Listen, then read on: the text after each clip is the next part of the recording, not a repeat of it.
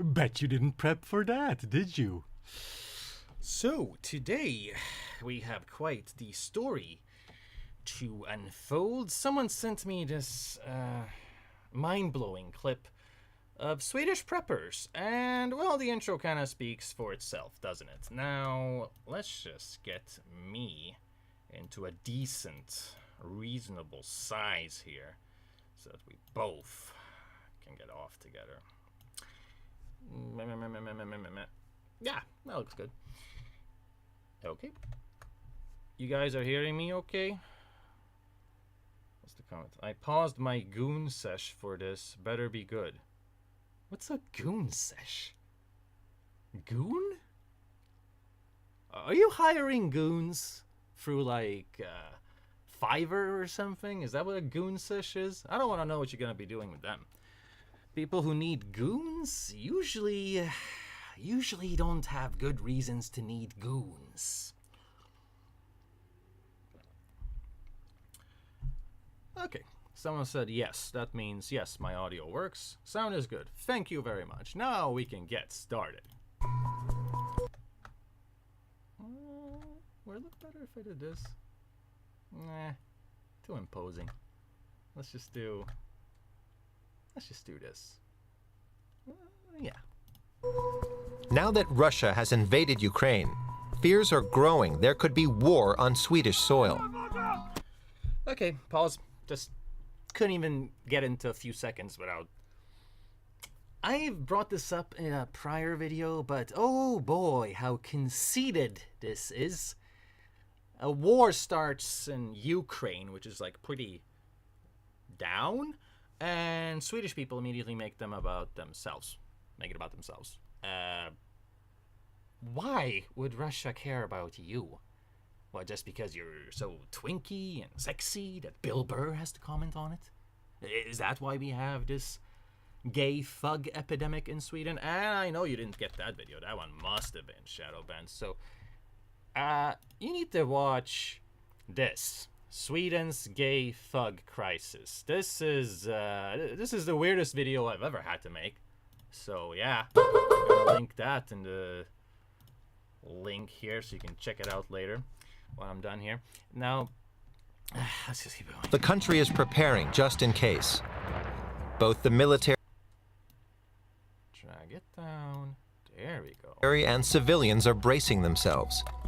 The government is encouraging people to become preppers, trained in survival tactics and ready for any kind of crisis.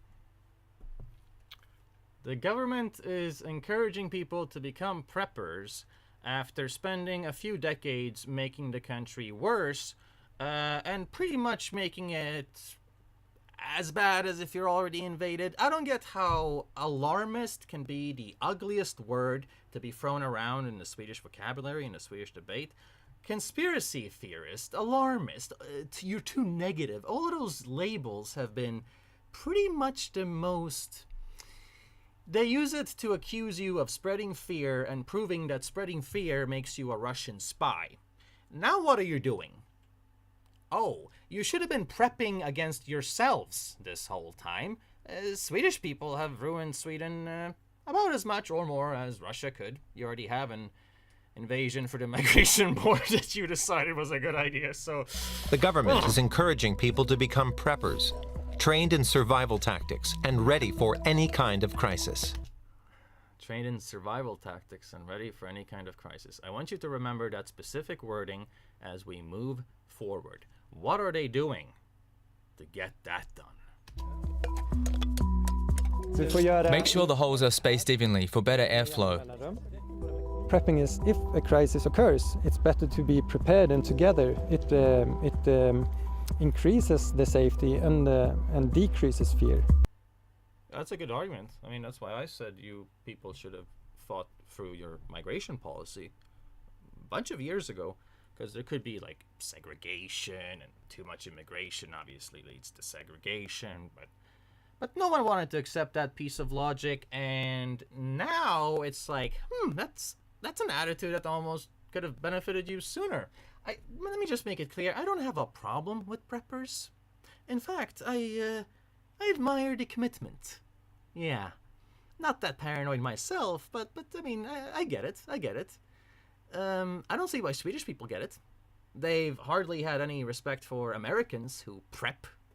And just a few years ago, I have a clip here, 6 years ago, Outsiders is a show in Sweden that's about people with very weird and alternative lifestyles and strange subcultures. So, I mean, there's been a lot of sexual degeneracy on that program. There's been goth vampires that get off sexually to drinking blood.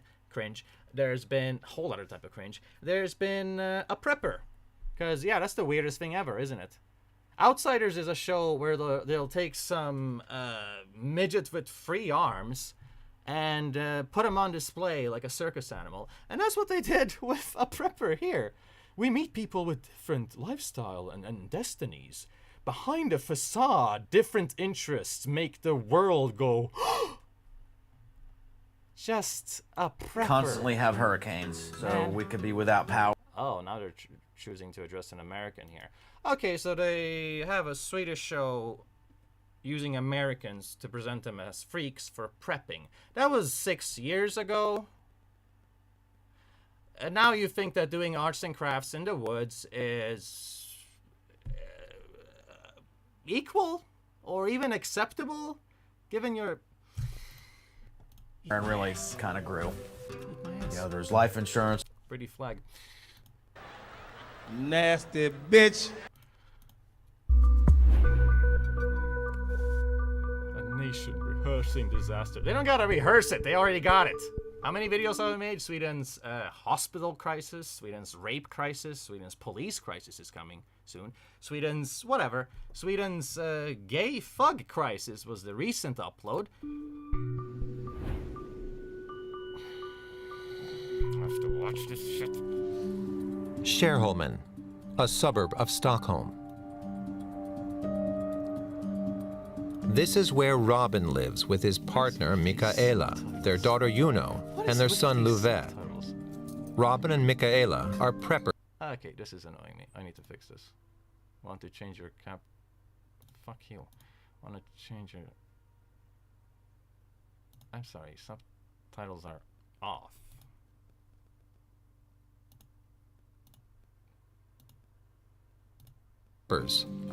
Meaning they try to be as prepared as possible for any type of emergency.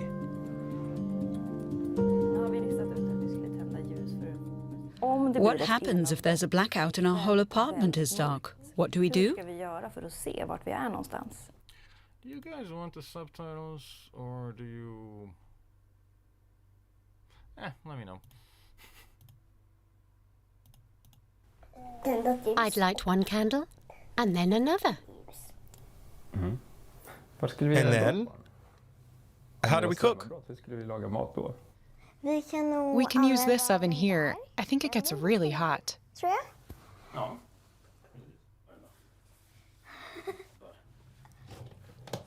Robin and Mikaela quiz their kids regularly. He's a 43-year-old truck driver, and she's a 37-year-old kindergarten teacher. They also ensure their prepper kit is up to date. It's estimated that 20% of Sweden's population makes these types of preparations. Okay, so we're living in a country where the most potent thing you've been able to do as an insult is call someone a racist, Nazi, or alarmist. Prepping would have been considered insane just a few years ago. Now 20% of them are doing it? Talk about media respectful. Every Swede is supposed to be able to take care of themselves for a few days without having to go to the shop or the store for any reason. So we have decided to store some food and supplies elsewhere than in the normal cupboard in the kitchen. In time of a crisis, I can, be sure that we're safe. Or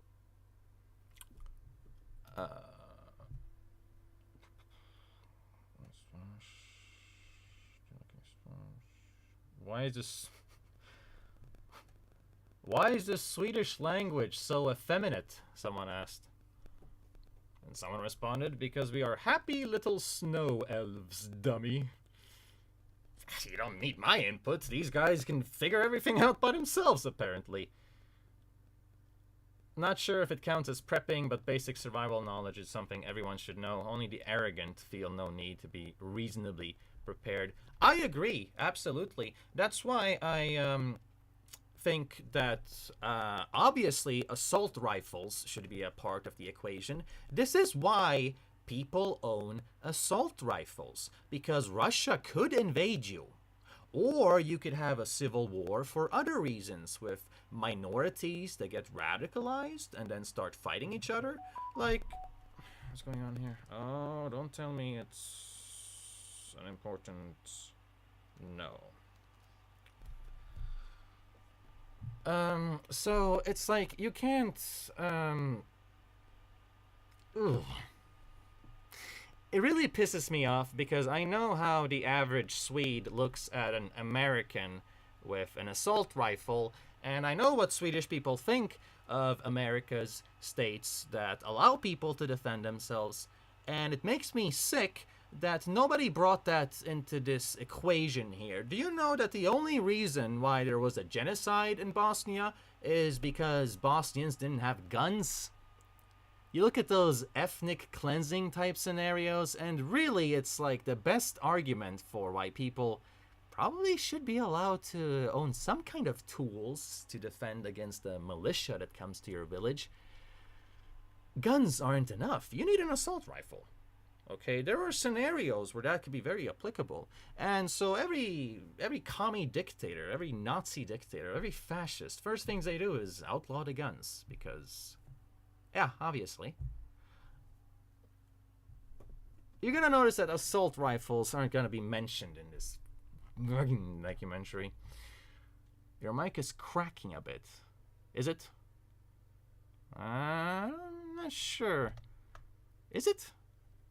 Ah, the volume looks fine.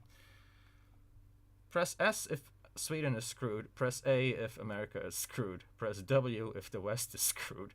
That's a funny game.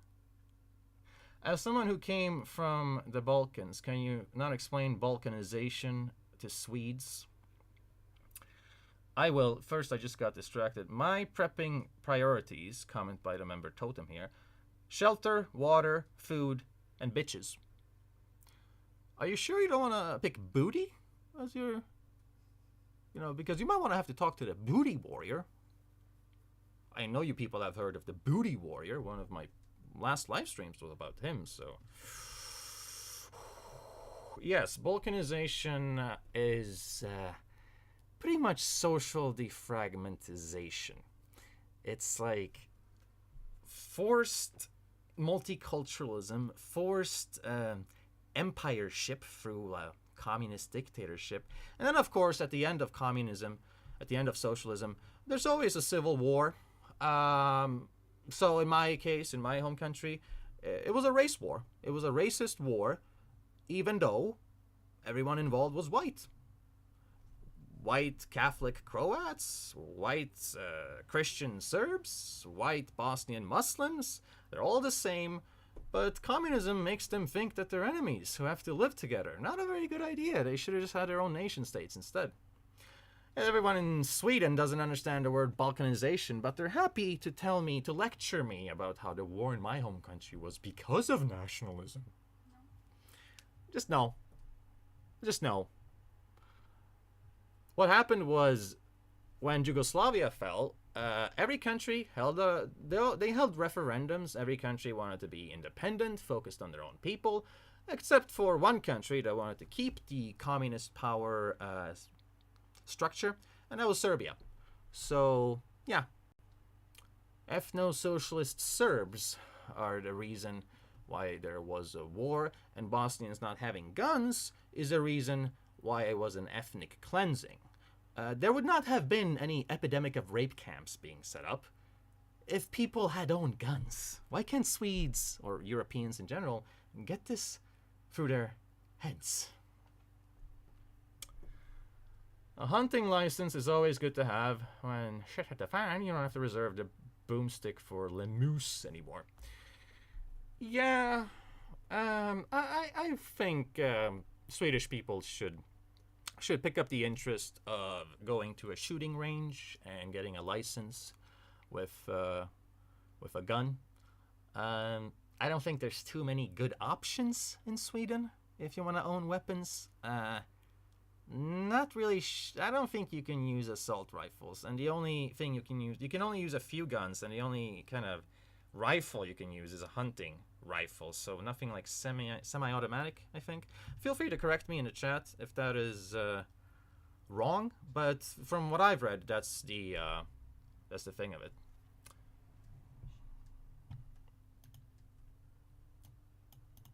Or at least, you know, a little bit more comfortable. And we don't go need... back in case anyone jumped into the stream right now. We're safe, or at least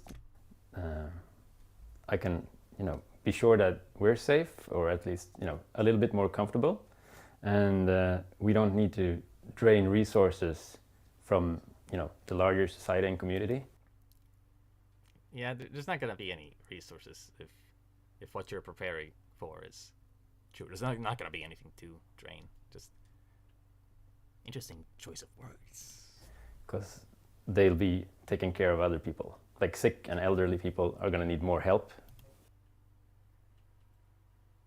Yeah, if there's a war, the sick and the elderly usually don't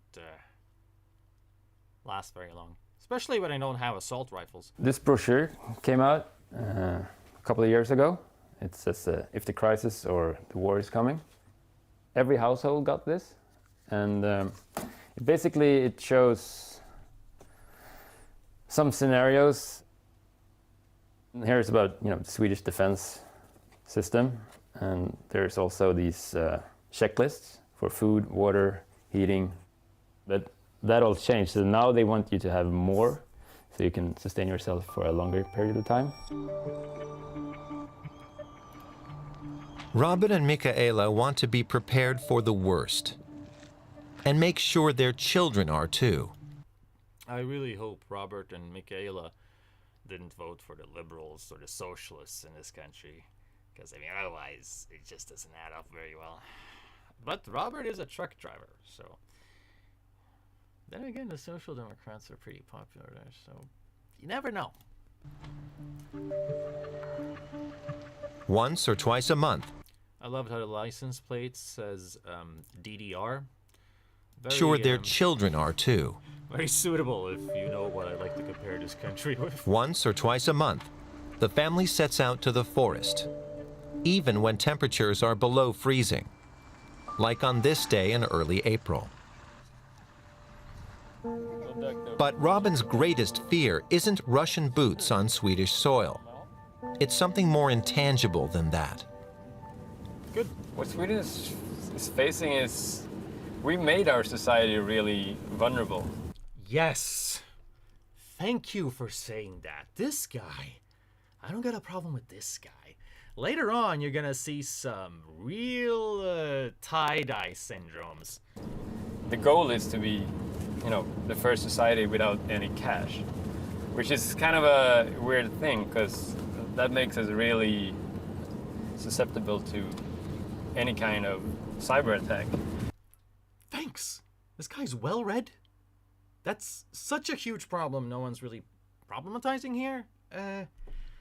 Sweden really has these weird ambitions to become a cashless society. And there's just too many examples of how cash can be good. In fact, during the pandemic, we were often told to keep cash around, carry cash, same with potential war.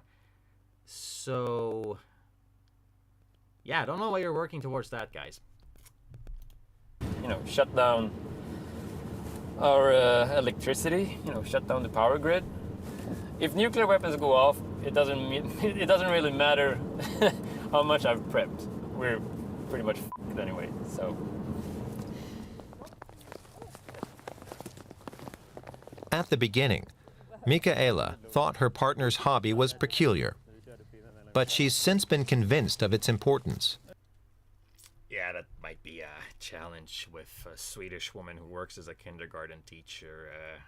there might be a bit of rose-tinted glasses, might be little hints of toxic positivity. So knowing how to present your reasoning might be good. You don't want to sound like a crackhead, even though, you know. Practicing outdoor survival skills is also meant to teach 12-year-old Juno and 5-year-old Louvet about perseverance and working together. This is just cute. Anyone should do this with their family, you know, take a little trip, show their kids that being uncomfortable isn't the worst thing in the world, it's not going to be bad for you, and spend some time with the family, you know. I like this. This is very family-friendly foreigner here. So far, this is quite a feel-good episode, isn't it? This is where I remind you to do leave a like, comment, share, subscribe, whatever, if you want to support the channel and make sure my live streams and my videos get seen way more often, because I read up on algorithms on YouTube now, and engagement really is one of those crucial metrics that decides how much views a video gets. It also makes notifications work better for you. It makes me show up more in your feed when you do that. So people who struggle with missing uploads, like many of you have, it's a good little hack. Like when building a simple shelter. Pull this line further down. Then it's nice and taut and the wind will blow over the roof and not under it. Here, I'll hold and you'll pull tight.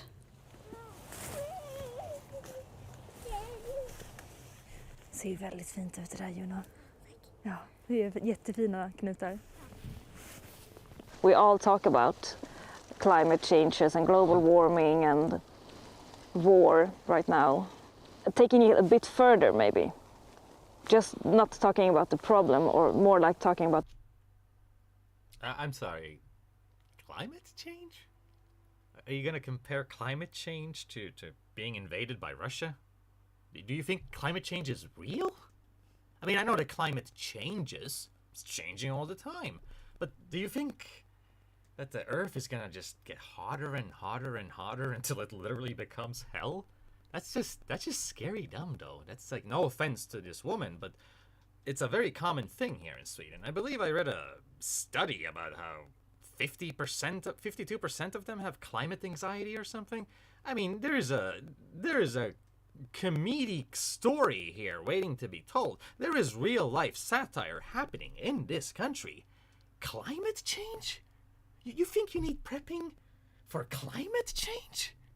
I just don't feel like that's the American way, who have been prepping longer, mind you. Because 7076 might commence again. About the solution or how to handle it instead of just accepting that someone else should take care of it. I like that, though. That is like the opposite of what a regular, typical Swedish person would say. You know, that's what the fuck was that? What just showed up? What, is something go wrong? Asshole. Peaceful invasion is a thing. Your volume is a bit low. Audio is fine. Your audio is a bit Borg. What are you talking about? Can I get a clear perception here? You know? Can I get a clear perception here? Is the volume low? Are you gonna whine about the volume, or what's going on? Let's just raise it a little bit. Is that better? Is that better? Is that better? Is that better? Is that better? Is that better? Is that better? Wait a minute, just a little more. I can see it here. Is that better? Is that better? Is that better? I think that's better. That should probably be better. Finnish people are hardly better. Your mic is hacking a little. It makes sense though. That is there's popping noises in the mic. Are you fucking kidding me? This is such garbage. I bought this Blue Yeti X shit here. It's supposed to be like the best mic ever, and it wants to pop. Wants to make that pussy pop. I don't have time for this. How do I fix this garbage? How do you fix a mic that keeps popping? Am I speaking too close?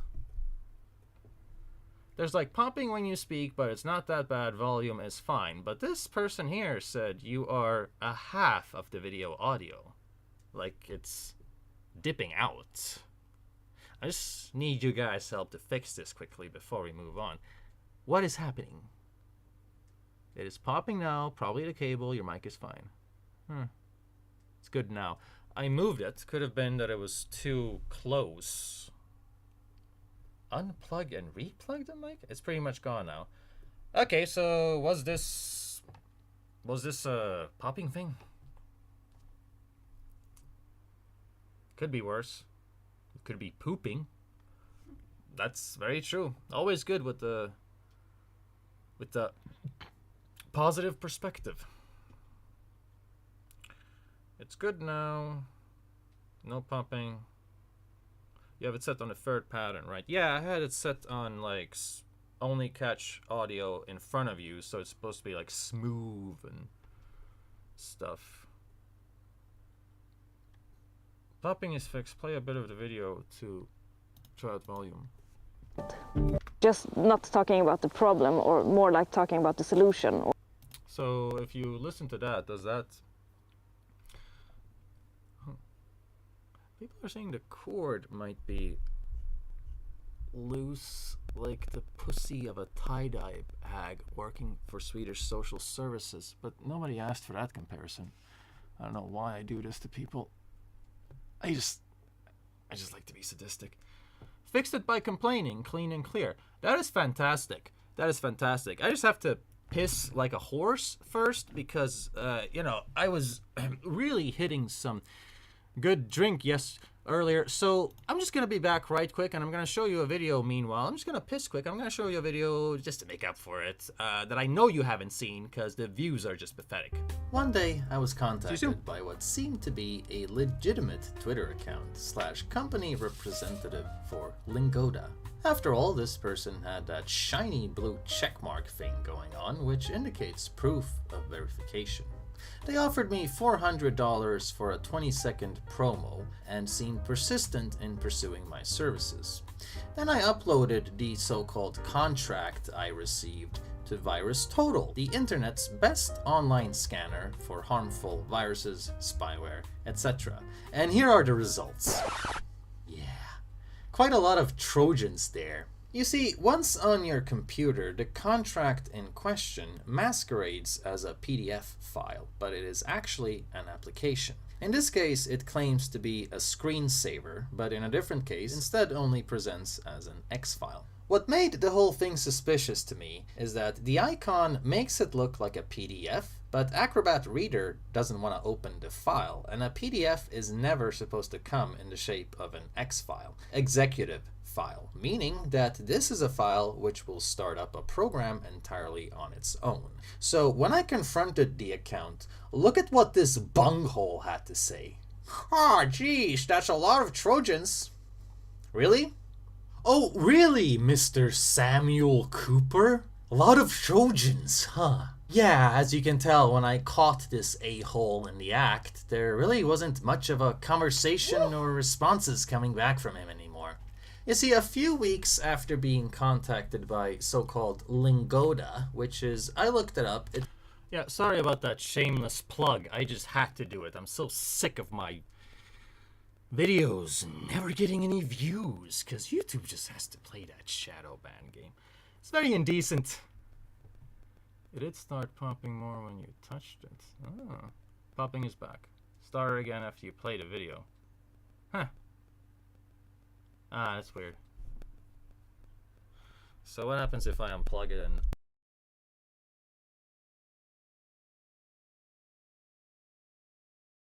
work? Did I mess everything up now? Ba ba ba ba ba ba. Vertical layout on all purpose advanced audio properties. What is going on here? Is anyone seeing anything here that could possibly make any sense to me? I don't even know what I'm looking at. I'm not a nerd. I don't know how to do this. I need a nerd to help me out. They're good for something. Better. 3 people died. Popping is gone now. Seems to work. It's fixed. Trojan is a big condom brand. How ironic. Trojan is also the name of a very epic, legendary reggae ska company, Rocksteady, in Britain. Yeah. So pretty much the same thing. This is great for now. Let's just keep going. Or how to handle it instead of just accepting that someone else should take care of it.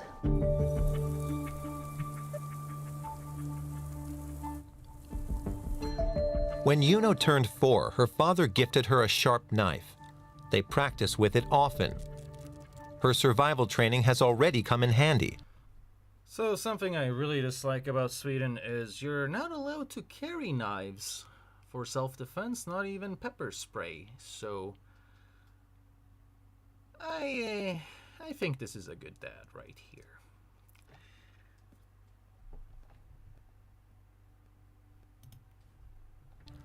When she and her friends got lost in the forest a few years back, Juno instructed the children to use their bodies to spell the letters SOS in a clearing. The search party quickly located them. Okay, that is so terrifying. Yikes! Lost in the forest? And because of her dad, she made it out alive. Because she had a father figure in her life teaching her male shit. Yeah, no, I can definitely see why single mother household have always had really bad statistics to go with them. Yeah. It's clear that a father plays a very important role in a child's life, regardless of gender, and even small girls can benefit from, well, just learning not to let their emotions guide everything, learning how to deal with uncomfortable situations. I think this is beautiful, cute. I think this really, he saved her life. This dad saved her life by being present in her life and teaching her things and meeting his kids instead of just living for work. That's gorgeous. That's amazing. Fathers should be more celebrated than they are in the media. I cut the wood into small pieces. That makes it easier to start a fire. If you don't have an axe, you can take a piece of wood and hammer it on your knife. That will split it too. Good to know. Juno also knows how to use a magnesium flint to start a fire without gas or lighter fluid. Oh, look, Dad, I'm bleeding. Juno takes her injury in stride. Robin believes that these weekends in the woods. Hope you disinfected that first, buddy. No one's complaining about the sound anymore, so I think that must have been.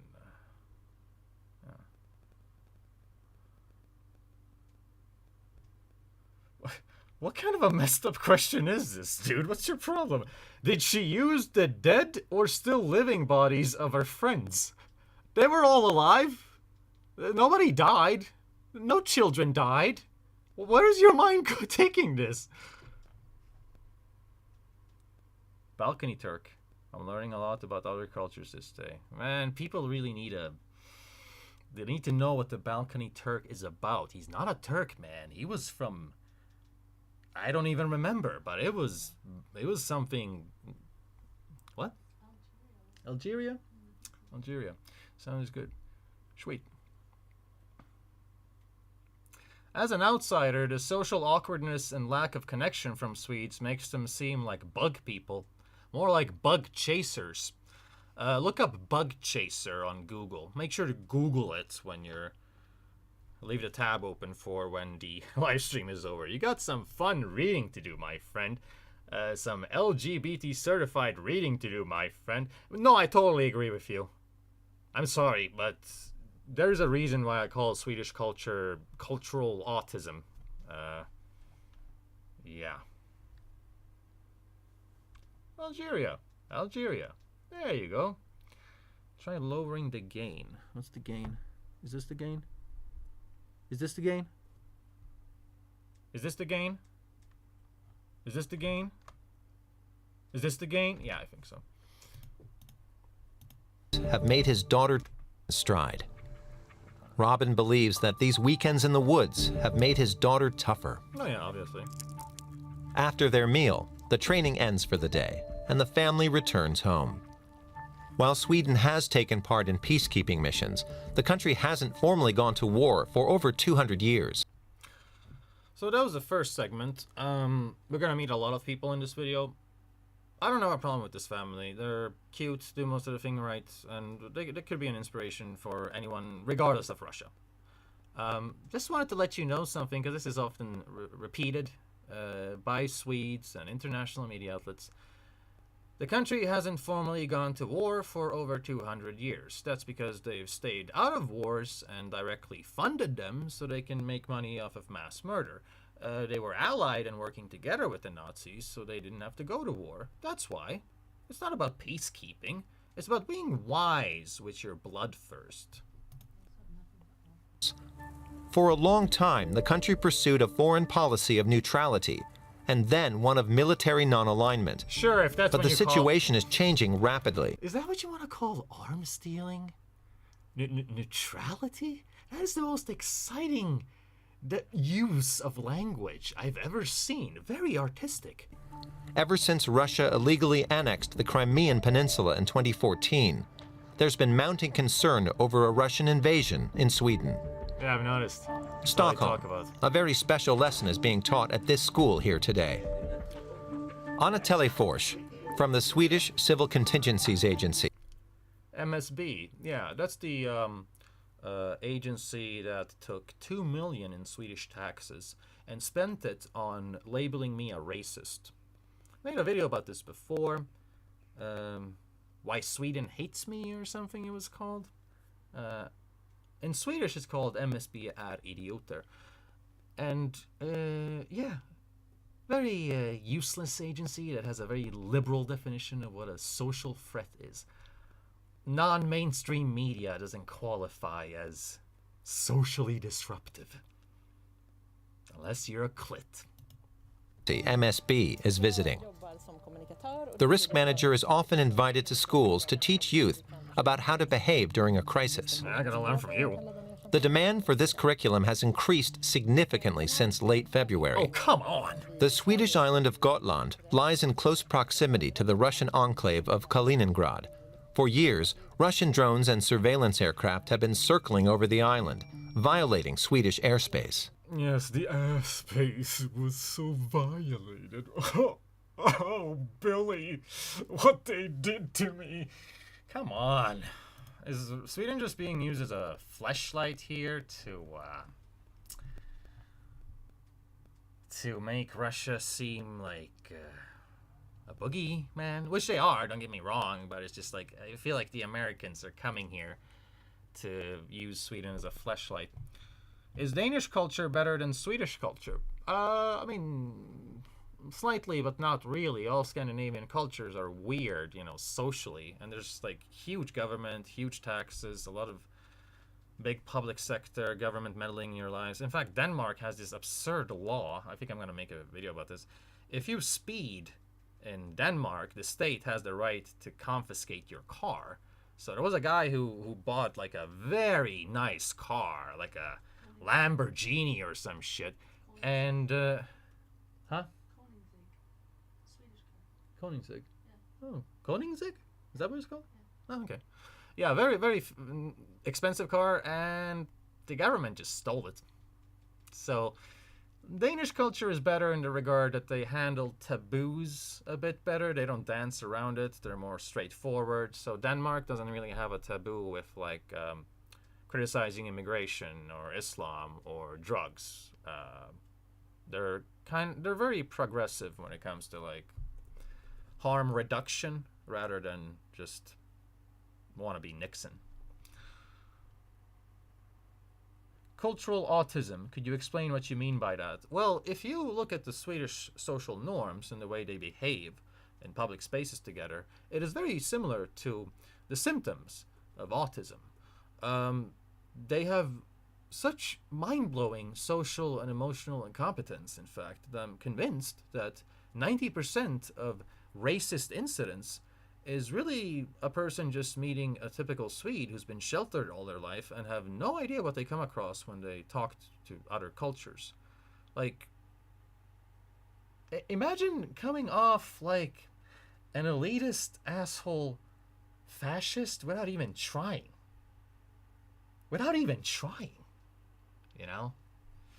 Anyway, no, I can't explain it because I'm a little drunk right now, and it's going to be explained very good in my book. So you're just going to have to watch out for my book, people. Okay?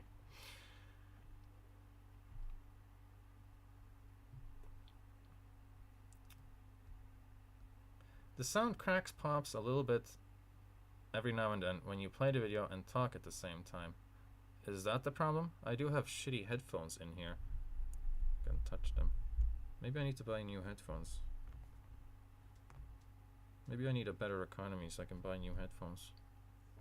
I'll try to separate the two then.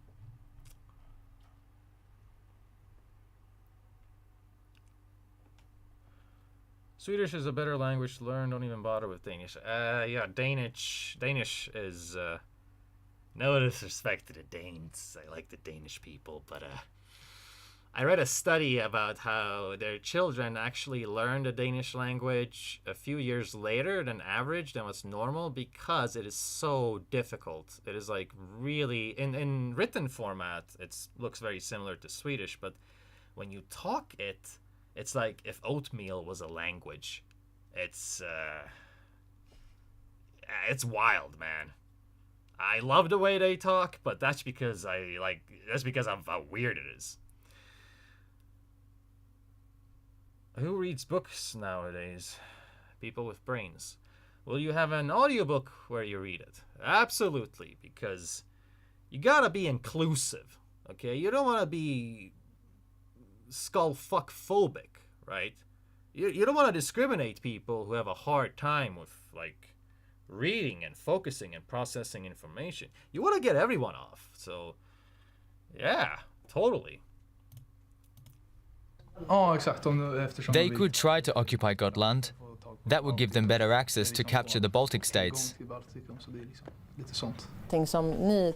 You know what would give them even better access? If they took over the whole country and all of Scandinavia and all of Europe. Yeah, theoretically, anything could be an attractive spot. Are you really that interesting, though? I mean, think about it. I'm not saying Russia is good or even trustworthy or not a threat to everyone. What I'm saying is it's extremely annoying how you have 110% suspicion level with Russia, down to 10%, only 10% suspicion level of China. Literally 11% was the number I brought up recently in my video about TikTok. Literally 11% of Europeans are Swedish people or Europeans, whatever. And then you have,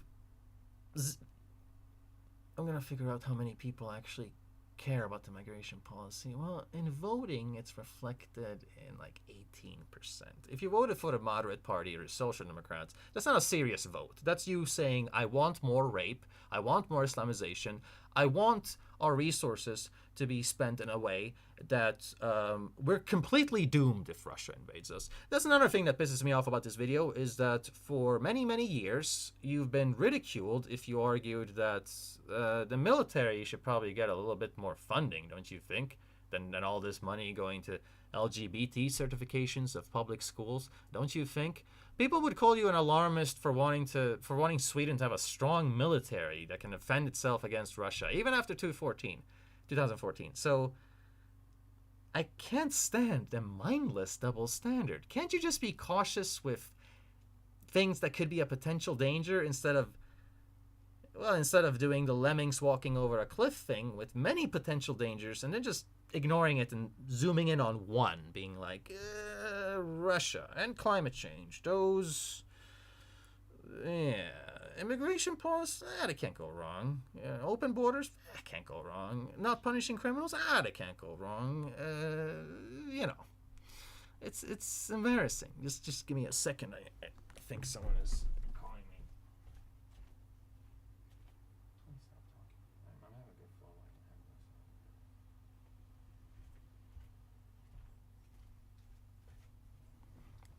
There, no, nothing. False alarm. Yeah, you get my point. Do you think about that a lot? Every day? Do you worry about a Russian invasion? Or are there other threats like climate change? Did she seriously just say this? Do you worry about a Russian invasion, or are there other threats like climate change? Said the woman working for the state.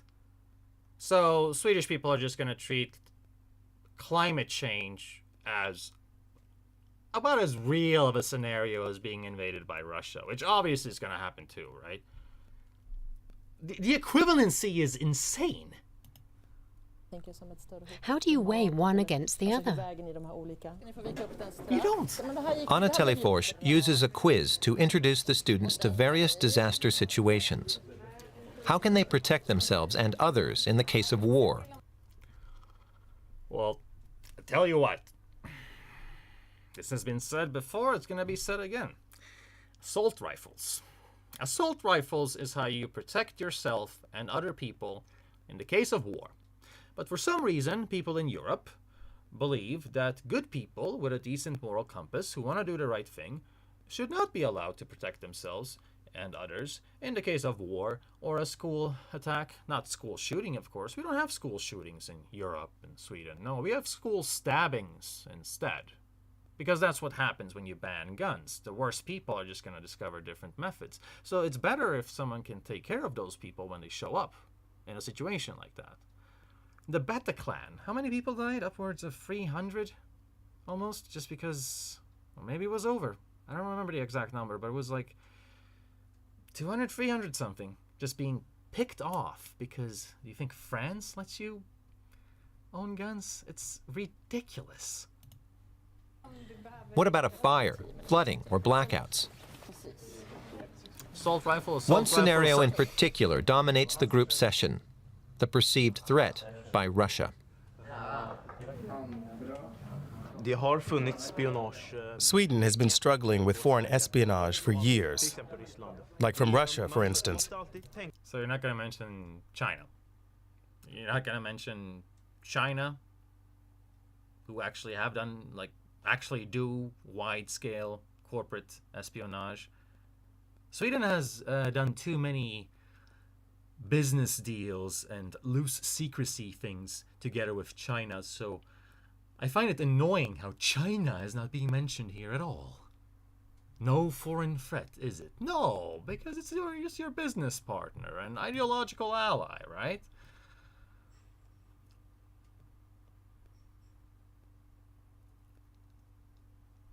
Slightly amusing to me that Swedish people seem more worried about Russia than us Finns. Yeah, Finland is neighbor with Russia. Finland has a reason to be paranoid of Russia. Finland has a reason to have assault rifles and a military. You know, they still are too progressive for their own good. But come on, I can at least understand Finns. Swedes are just like, oh, they're gonna jump right past those Finnish people and go towards us because we're so sexy. Yeah, well, shave your head.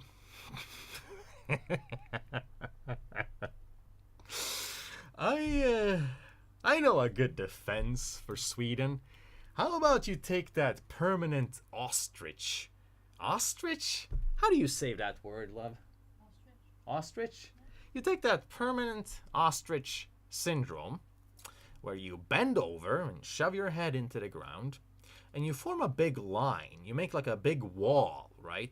A ton of Swedish people bending over with their heads in the ground, like they always do, making out a human wall ready to defend Sweden from any Russian invasion. Because when the Russians show up, they'll just be like, and get really horny. Instant boner, start plowing those cheeks. No discrimination, because you can't see the difference between a Swedish man and a Swedish woman, can you? They're so twinky and cute, all of them. So that's how you save. That's how you self-defense in Sweden. Just use your culture as a shield. Literally. Sensitive information needs to be treated with care, especially when sharing it with someone in the political sphere. Even if you think you know the person, you need to be cautious. I'm sorry, what sensitive information could you possibly be referring to? state secrets. Do average citizens walk around with state secrets and state vulnerabilities in their heads? This is what I find so disgusting about Sweden and this prepping turnaround. This is what I meant when I talked earlier about how Russian spy has been as popular and frivolous of an insult in our public debate as, hey, you're a racist. Hey, you're a evil right-wing Nazi.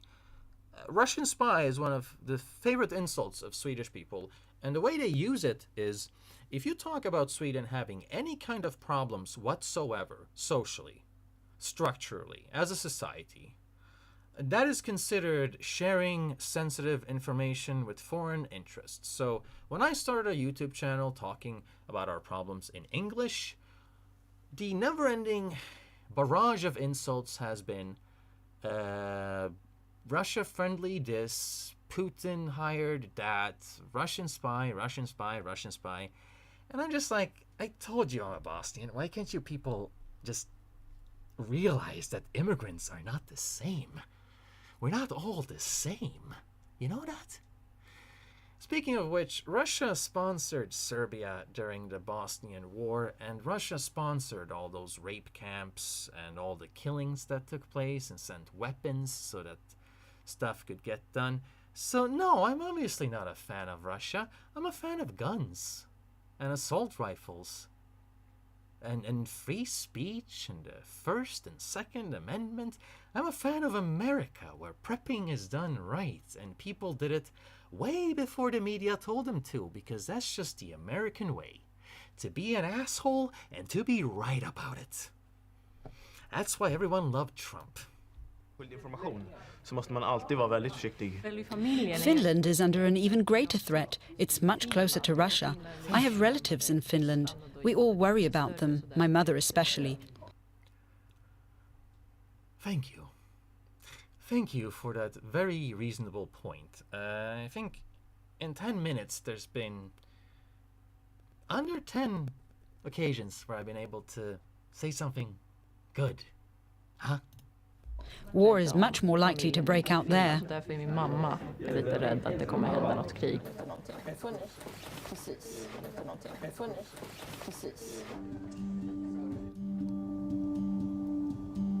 A few kilometers away, in the suburb of Skarpnäck. I remember this part, and this is where we get to probably the funniest part in the video. I actually shaved my head yesterday. Oh, did you, J. Willie? That is awesome. I shaved my head a year ago, and I liked it. It's comfortable. Oh, got a donation. Imagine that. Thanks a lot, Amit. Maybe they will accept assault rifles if we buy them from China. This guy gets it. Yeah. No, it's actually not a bad idea. I wonder if that's even... Huh? What'd you say? Probably blow up on you, huh? Yeah. No, it probably would explode. Yeah, Chinese weapons are embarrassing. Have you guys looked up what Chinese military and... I mean, their bridges collapse, their buildings collapse. You have to watch out for plastic rice. You have to watch out for fake alcohol. That country is such a shish show that even if we were allowed to import assault rifles, they would break. Now you have to go to the Eastern Europeans. Okay, you have to go to my ethnicity, whose specialty is human trafficking and arms dealing, and you have to get it from there. Okay, those guys know what they're doing. You need to go to a Serb, not my ethnicity. No. But those guys know what they're doing. In terms of weaponry, not moral choices. Yeah. Just making that clear. Prepping without guns is like prepping without water or medical supplies. Yeah. Oh, thanks, Fabi. You had another donation above that. Yeah, where is that guy? Sorry, I'm not trying to focus on entertaining you guys. So sorry if I can't read enough comments here. But I really appreciate all donations. Let me know if I missed any of your questions. Thanks a lot, Adam, for your kind donation. This is for your Swedish military and entertainment videos that YouTube's algorithm has chosen to display to me. Really? Sweet. Yeah, some people say live streams are easier to reach out with than regular videos, and that's just sad. Can you increase the microphone volume a bit? Yeah, microphone volume is a bit low. Oh no, now we're here again. Okay, why don't we just is this, I don't get this button. Is this metering gain? Ah, this is gain. Ah, my gain was too high. Okay, so I probably shouldn't touch that. But where's the freaking volume? I'm trying to increase it here. It's not working. What if I moved? What if I moved it closer like this? Does this sound better? Please inform me while I read some more of your comments so that there can be community representation. I'm going to use feminists as sandbags. Finally, they will be of some use in defending Ireland. Yeah, you're from Ireland, huh? Well, I'm not surprised you would use women as sandbags. Guys are almost as good as the Slavs when it comes to drinking and beating women. Yeah, that's no ethnicity is safe on this channel, not even my own. All stereotypes will be indulged. Get it? Always here for the volume, baby. Is the volume better, baby? Your audio level is a bit low still? Really? Oh wait, no, that's the comment I read earlier. Audio is the same. How annoying. How annoying that is always the same. Tried moving it a bit closer, increased the gain. Let me know what happens. Search up the video, there are no gays in Ireland, it's gold. Do I dare? Oh well. Give me the command and... Who is this guy? Sir Steve-O Timothy. Well, let's discover this rabbit hole. Michael, now that the referendum's passed, do you think you're going to get invited to any gay weddings? Huh? You know, like any of your friends who are getting married? Say that again, Kathleen. Now, I'm a bit on the confused and you're doing me a concern. Right. Now that the marriage referendum has passed... Yes. Yeah, remember we voted. Do you think that you're going to get invited to any gay weddings? There's no gays in Ireland. What? You're confused again. You got the misconceptions inside in that chip-like brain you have. What do you mean? There's no gays in Ireland. Of course there That's is. a thing the Americans do have. Of course, there's gays everywhere. They're not! What about, like, Louis Walsh is gay? He's not gay. He's a singing man. But he's gay. He's not. He's a singing man. Some people are singing men. Yeah, it makes me think about Ricky Martin. I don't get how nobody saw that one coming. Or did they? Brian Kennedy. He's gay. He likes to do a jig. Is all he likes to do is a jig. Gay. He jigs with men. He's flamboyant, Kathleen. He's not gay. Okay, but Graham... Maybe he was confused, but if he needs a nice woman, now he'll settle down and he'll have children. I don't think so. Graham like Norton. the church, Graham Norton is another flamboyant He's man. definitely gay, He's and not everyone gay. knows. Kathleen, he's not gay. He's an entertaining man. An entertainer, Kathleen. That's what they do. They pretend to be a bit edgy. But then why did we bother passing the referendum at all? In case the rich foreign queers come over and we can take their money, Kathleen. Is that it? That's it. Oh, thank you. Aye, Kathleen. Wipe the shite off my arse. That is the most beautiful accent ever. I love the Irish. I can hear you just fine, but I have earbuds in. Sounds for me. Once again, I say audio is perfect. We're just leaving it. I'll try not to scream. Yeah, this guy gets it. Ireland doesn't have gays the same way Iran doesn't have gays, the same way San Francisco has pride, the same way, what is that? Chechnya pretends that there's no gay people. Yeah, because they put them in death camps.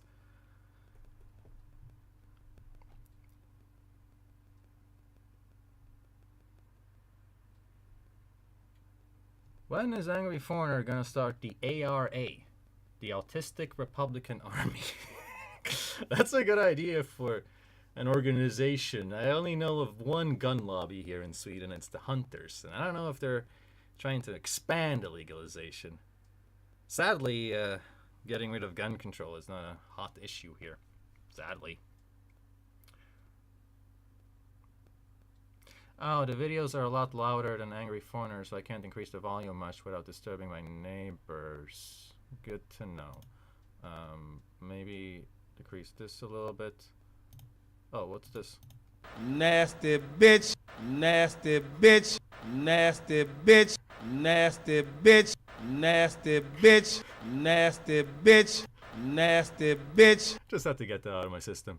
I don't have a soundboard of any. This can be top volume. Everything else, different. Okay. Robin has joined a group of preppers. Social education worker Per Plushka came up with the concept. He wants to show sports clubs and neighborhood communities that it's better to face emergencies as a united front. Oh, you have a male social worker who introduced this prepping session here out in the woods. Okay, I don't mean to be prejudiced, but just look at these people. You can kind of figure out what's happening here just by the hipster attire. Come on. I know what kind of people showed up to this meeting.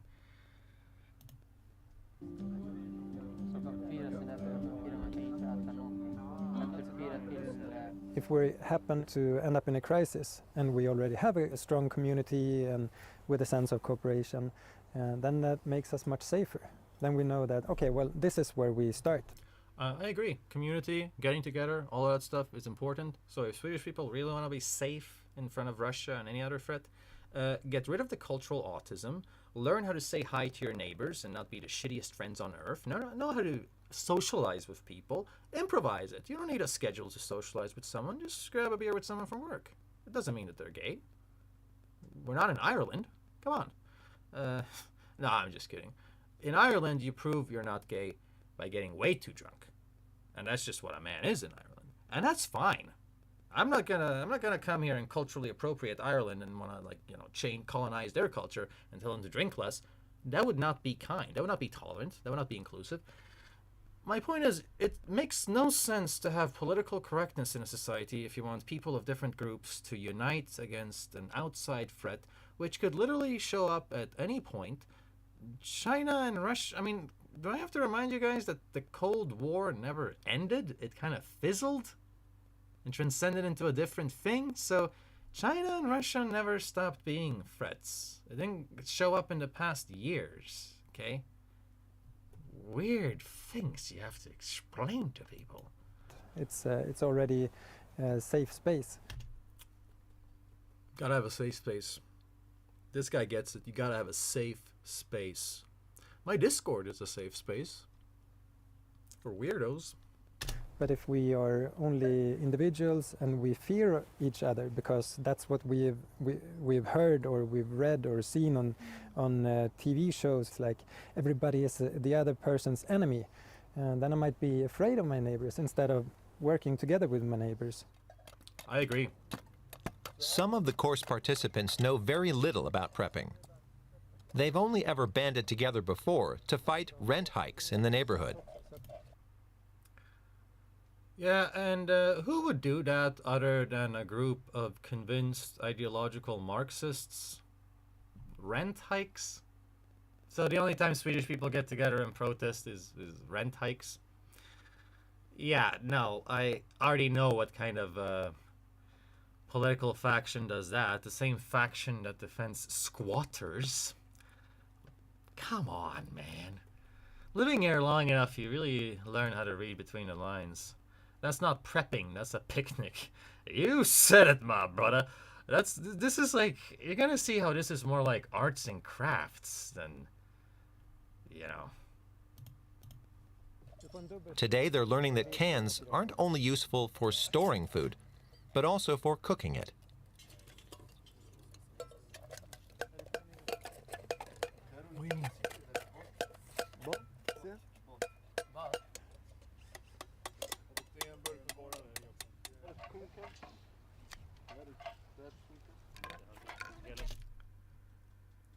really hope you're not gonna be cooking and eating something out of cans, because that would give you aluminum poisoning. And that's not good for you. Why do I know this and you don't?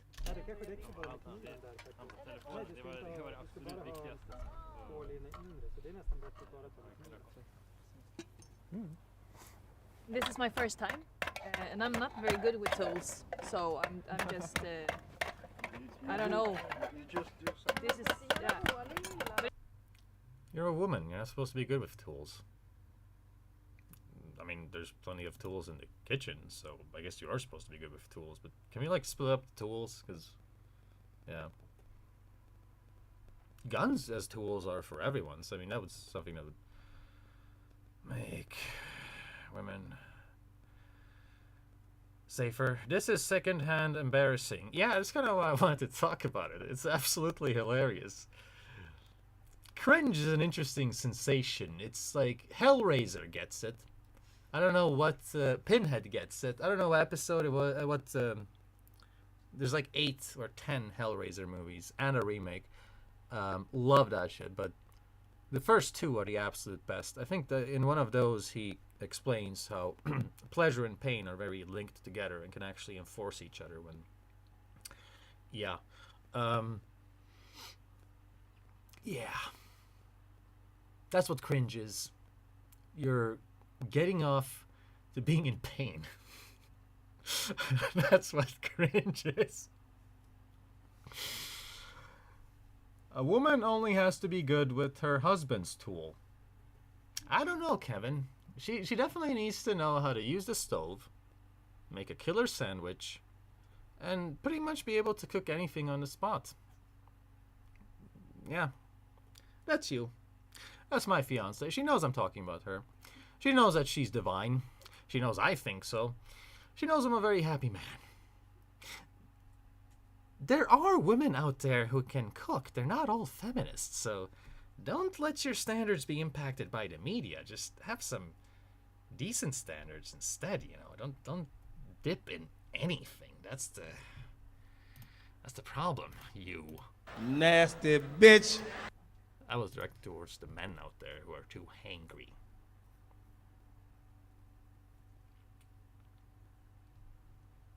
If shit hits the fan, I'll just go to Sweden because there will be so many of those so-called preppers to raid.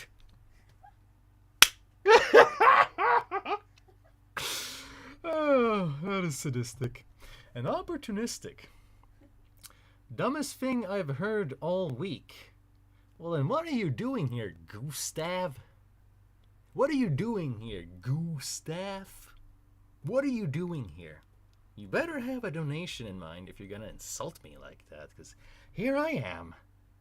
And, what's up? My wife didn't cook nor care to use my tool. We're now getting divorced. Thank you, piano master. See, Gustav, it's not the dumbest thing you've heard all week. It's actually something Swedish people need to hear more often. Then again, I seem to recall reading studies that like at least half, or 70% even, of feminists the dating age. Women the dating age in Sweden are feminist. Yeah, that was a Freudian slip. Feminist and woman in Sweden as largely intertwined, but not necessarily. So, keep your eyes open. Don't be desperate. Medicinal D's nuts. No, that wasn't good enough. Let me try that again. Medicinal D's nuts. A little bit better. D's nuts. I don't know if that's better. Medicinal D's nuts have been added to your inventory.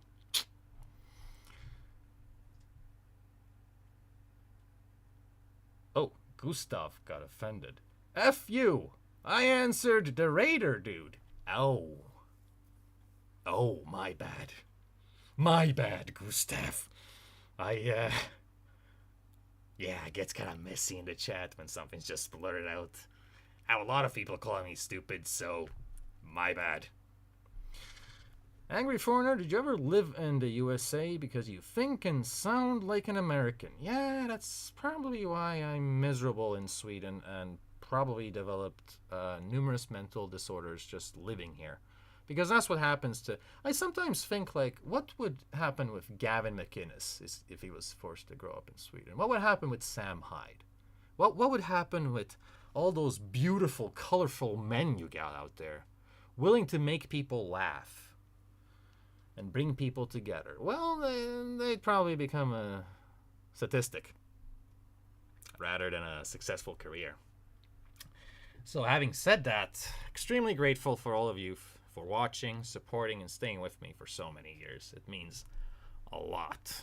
I've been able to avoid a lot more pain than I would have suffered had I been forced to hang out on a regular basis with normies in this country.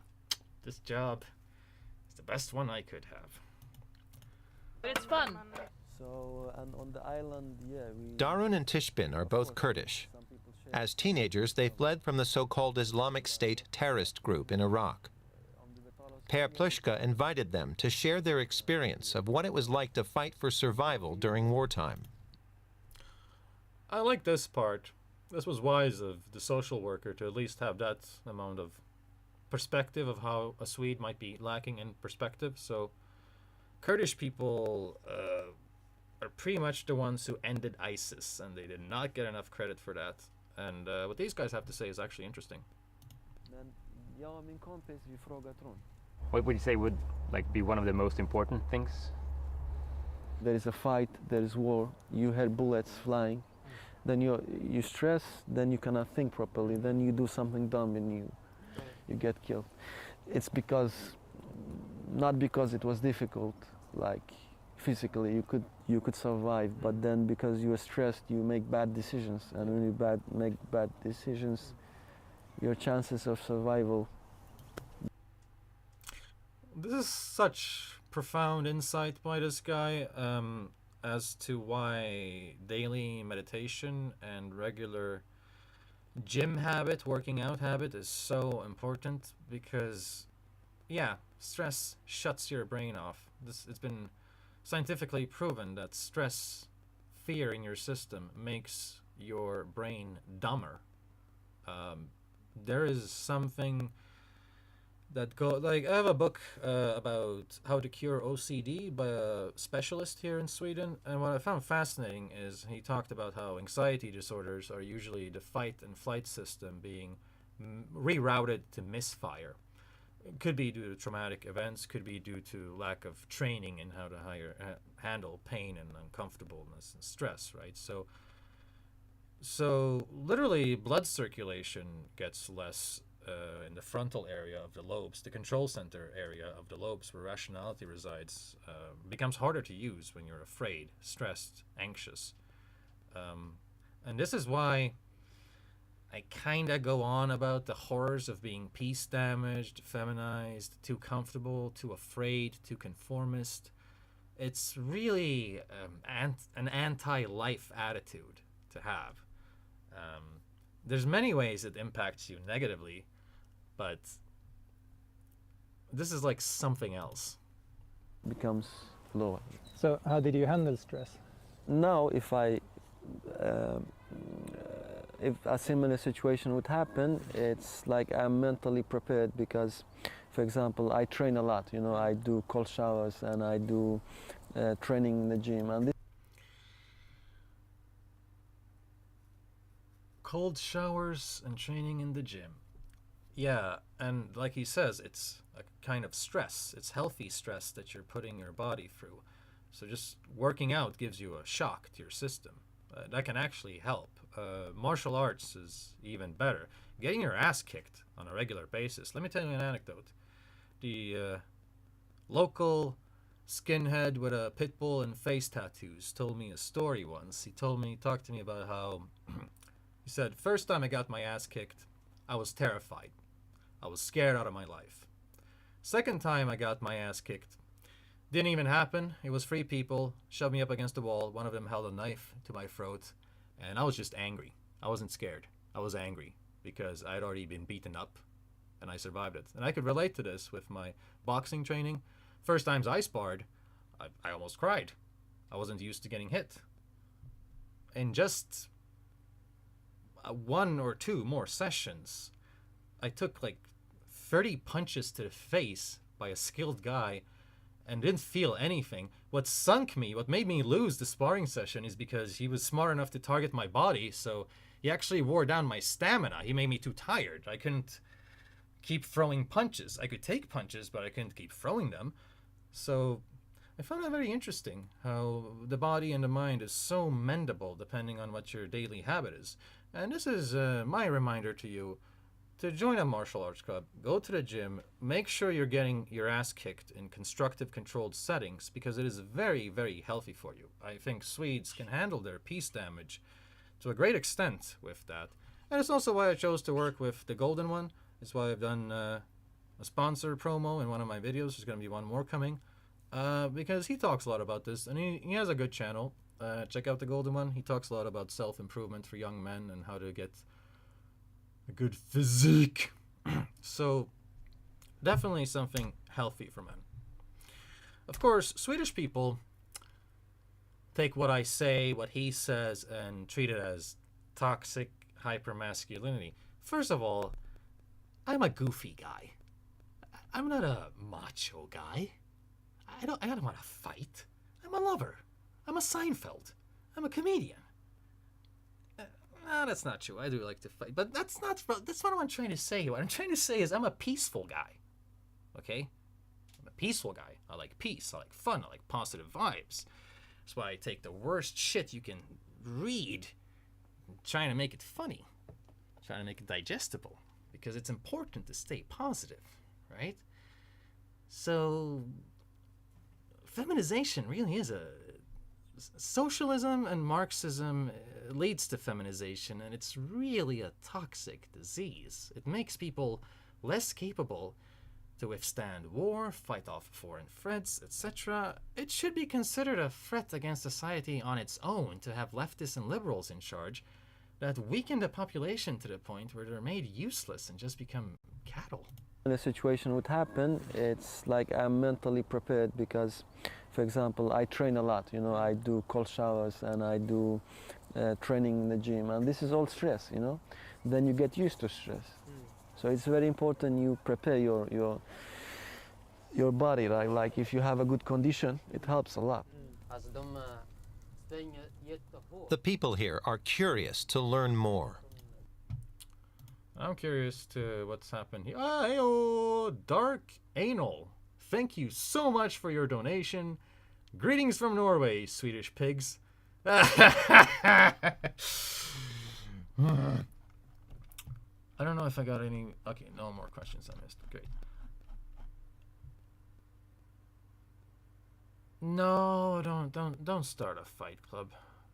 I don't start a fight club. Yeah, it's one of the best movies ever made, but that's because of the philosophy of anti-consumerism. I don't think you should start a fight club. What do I do if I live in a incest village 1 hour away from the closest gym? What? Yeah, that's a good point. Use nature. You don't need machines to work out necessarily. There are, I mean, there's even apps. Look at the App Store. There's apps that show you exercises, animations, and instructions to do them, and what muscle groups they affect. And it's all healthy. I mean, it's all regular stuff. You don't require something special. If you are not used to working out or going to the gym, it feels like a big step, then just start slow and take a small step every day. Don't make it. A very common mistake people make when it comes to working out and being healthy and developing new habits is they make it a big project in their head. They get perfectionist, and then they feel bad when they can't deliver, when they've been just having too high standards and expectations on themselves. No, you gotta assume that you're a moron. You gotta get really humble and really into this mindset where, you know what, I'm gonna be whatever I try and do as a habit, so I'm just gonna explore my personality and new sides of myself. I'm going to try something new. I'm going to commit to it. And here's the thing about committing. It takes about 1 to 2 months before you notice any difference. A lot of people start with something, feels like it doesn't go well, like they can't do it, very tough, very challenging. they give up thinking, it's not for me, I'm not that person. That's silly. It's for anyone. Healthy habits are for anyone. So start small and build your way up. Don't make a training session an hour or two. Aim to get 3 basic exercises focusing on your large muscle groups, either back, legs, arms, or whatever, chest. And focus on simple basic repetition, a little bit each day, 3 times a week. You can, if you have horrible cardio, just start with taking fast-paced walks to get your blood pumping every morning or an appropriate time of day. Start with that. Then when you come home, add something to it. Do 40 sit-ups every day. If you're too much of a fat ass, if you're too overweight, do 10. Just build it up. When I started going to the gym, I could only lift the bar. It was embarrassing. But I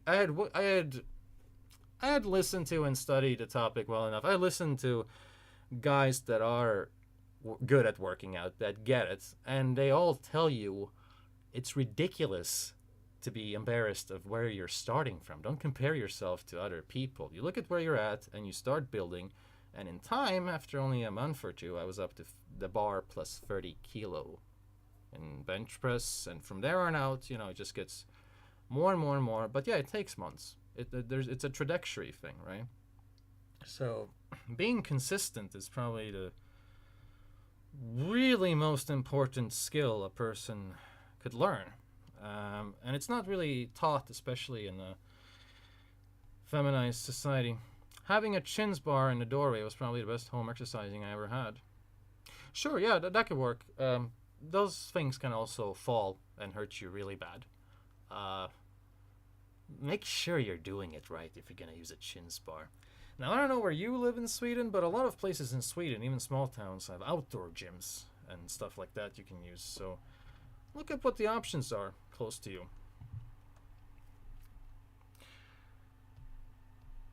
Piano Master says, by the way, I've been watching you from 2015. It's been a long time, and I still love your channel. There's something different about your vibe. You seem like a very honest, relatable person.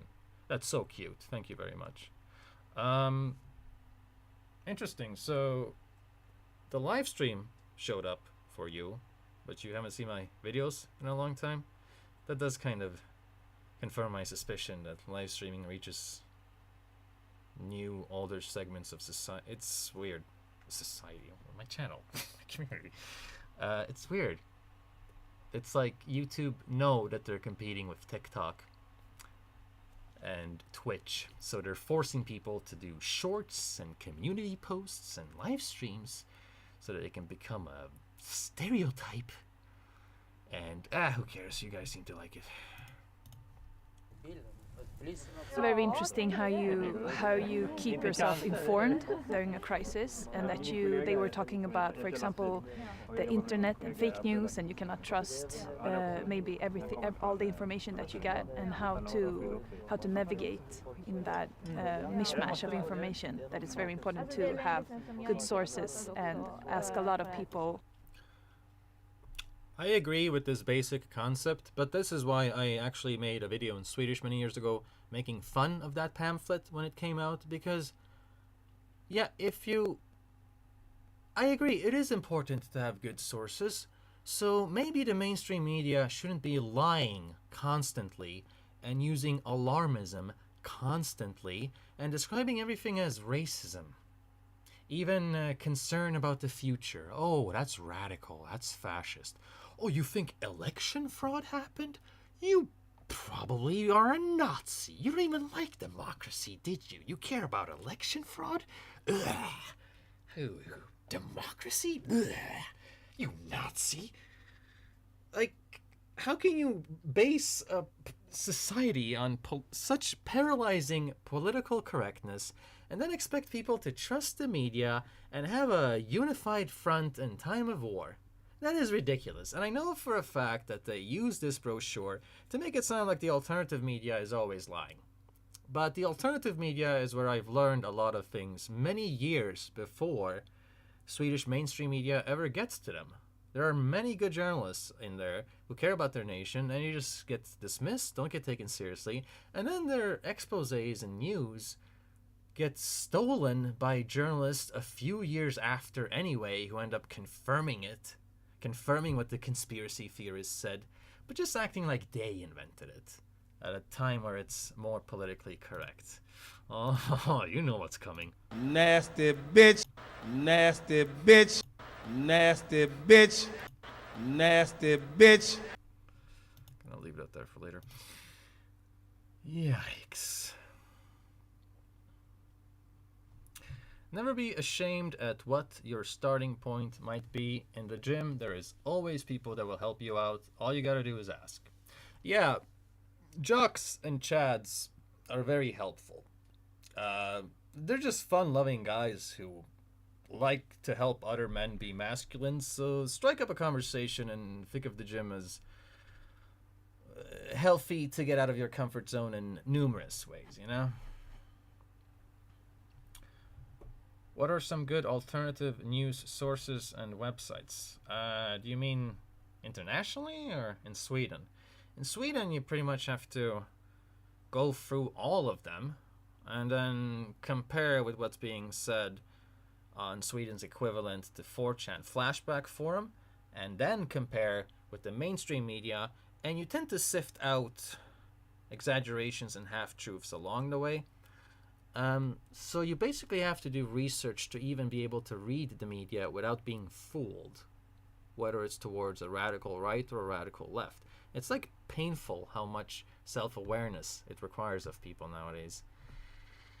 Does not work. In Sweden, Samnytt, Fria Tider is good. People act like it's the worst paper ever, but no, they have really good scoops. They're obviously a bit right-wing radical, paleo-libertarian. They are a bit too focused on Israel, if you know what I mean, but still generally trustworthy. Just make sure you treat every media the same. Double check the details. Look what the source is, the basis, and then look what other people are saying about it.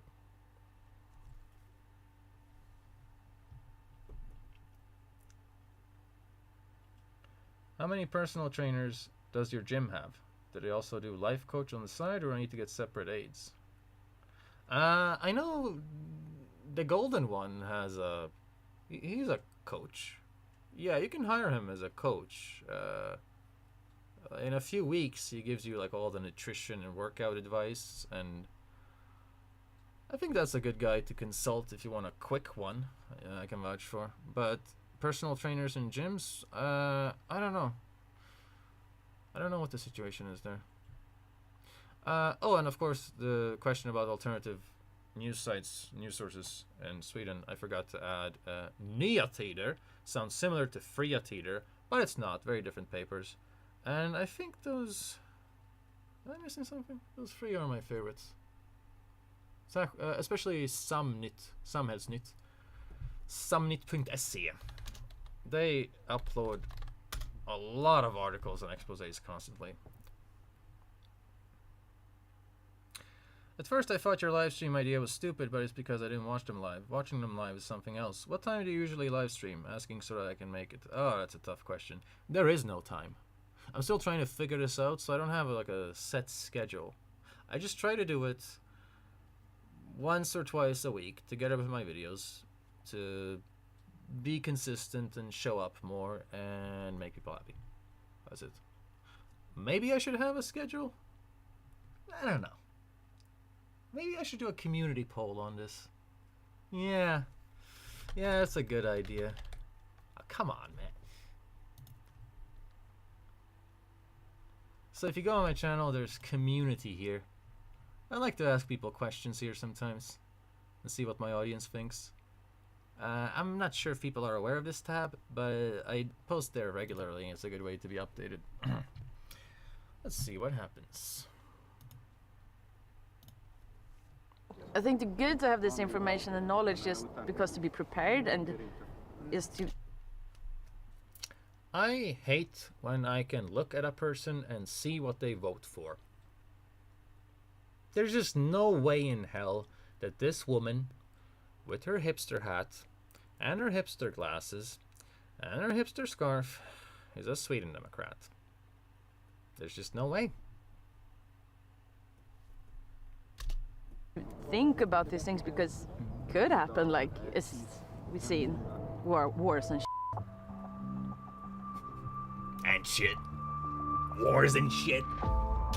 Yeah, I noticed my international audience have commented on my frequent use of vulgarity. That's because I'm shaped by my Swedish environment, and something people might not know about Swedes is that they use Swinglish all the time. They use swears, English swears, constantly. They even like the most normie of people, parents will throw in fucking. Ja men så här fucking jävla. Är du sådär fittalaver eller? Fan. You know what I mean? They'll just throw in fucking, and has a different vibe here. It doesn't feel as vulgar, right? Doesn't feel as vulgar as when they're using the Swedish swears, which they don't, but they use English swears a lot. So I wasn't aware of this. I wasn't aware that swearing and ugly words and saying fuck, shit, cunt, whore. It was almost getting a little close to the demonetization level there. That's gotta go on. You have enough examples. I didn't realize it was a big deal to Americans.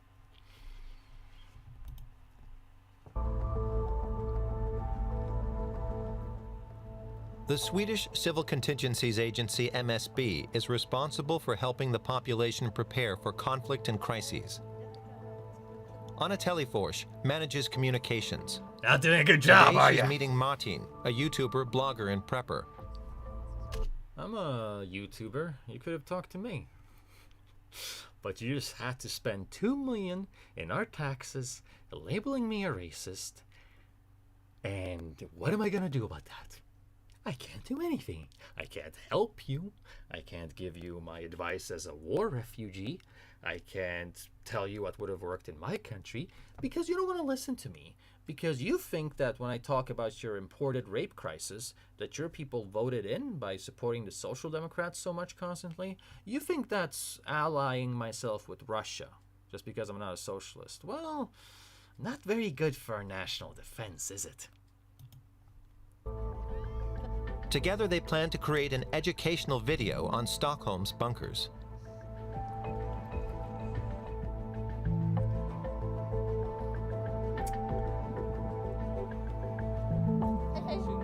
Anders Kinberg.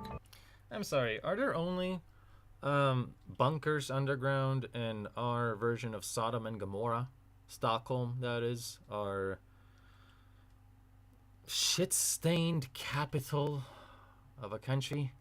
I hate Stockholm. Not as much as I hate New York or San Francisco, but Stockholm is not sending their best. Is that the only place they have underground bunkers? Let me tell you something. Bunkrar i Sverige. Karta. Oh, they have a map. I hope I'm wrong. I hope Swedes can prove me wrong. Please. Yes, this looks beautiful. What is this? There's underground bunkers in all of Sweden. Oh, well, see, this makes sense. But this is something they definitely did right. This is storage space. I'm not sure if that's the same thing. But these are shelter spaces. And that's supposed to be... Oh, now I get to an article saying everyone can't fit in Sweden's shelter spaces. So, you have this many... Are people seeing this? Or... No. It's... You're seeing that.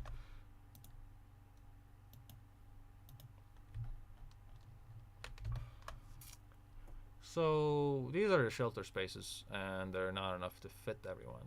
So I guess they're comfortable with a Lord of the Flies scenario. I don't know. In connection with the pandemic and Russia's attack on Ukraine, awareness has been risen about how Sweden should prepare for a crisis. If militarily attacked, these shelters are supposed to quickly protect millions of Swedes. But the reality is far from everyone can fit.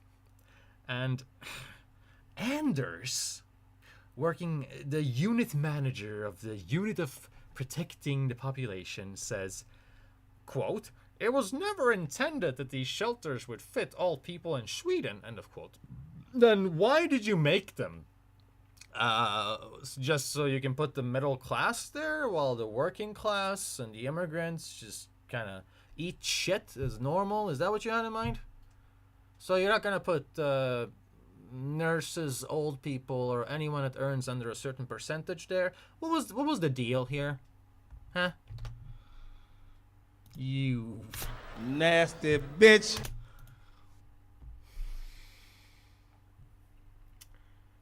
Oh, that's interesting. I don't blame you for hating San Francisco. Yeah, there's literally poop on their streets. Gonna make a live stream about that next. Is there even any conservative place in Sweden? You have to find pockets, right? It's the same as America. There's plenty of conservative, beautiful places in America, but if you live in a liberal state, you're living with liberals in power. You gotta look for the pockets. Something I often tell my younger audience is join Konservativa Förbundet. They exist in many universities, and universities are horribly left-wing, so joining a conservative federation for students is usually a safe space from constant, never-ending headache.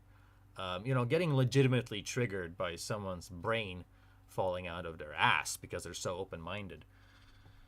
Been prepping all my life, Mr. FJ says, but when it was just called common sense. But when I tried to find any Swedish prepping groups that didn't involve being 18, a mountain climber, and wealthy, I couldn't. Everyone else just seems to think buying all the latest gear will help, but should the grid go down or whatever happens, well, they're effed.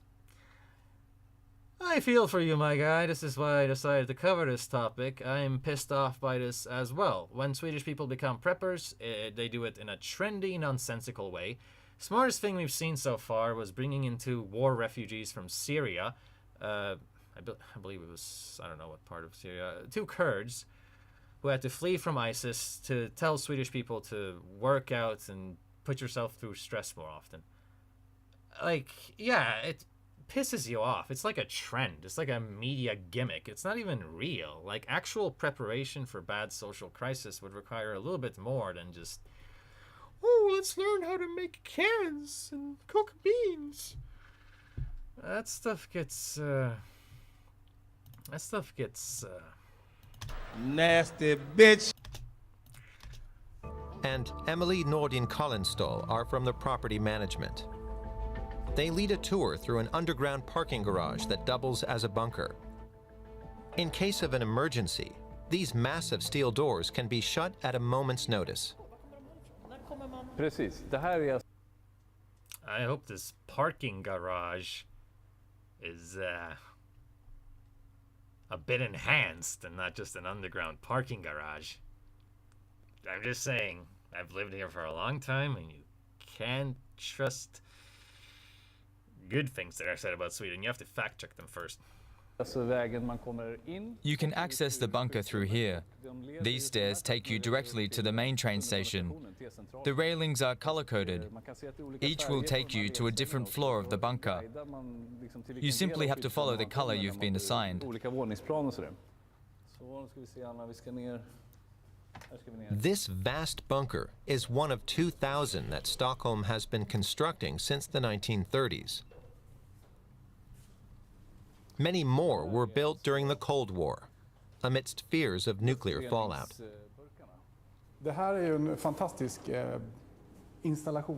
Would you say this bunker is operational?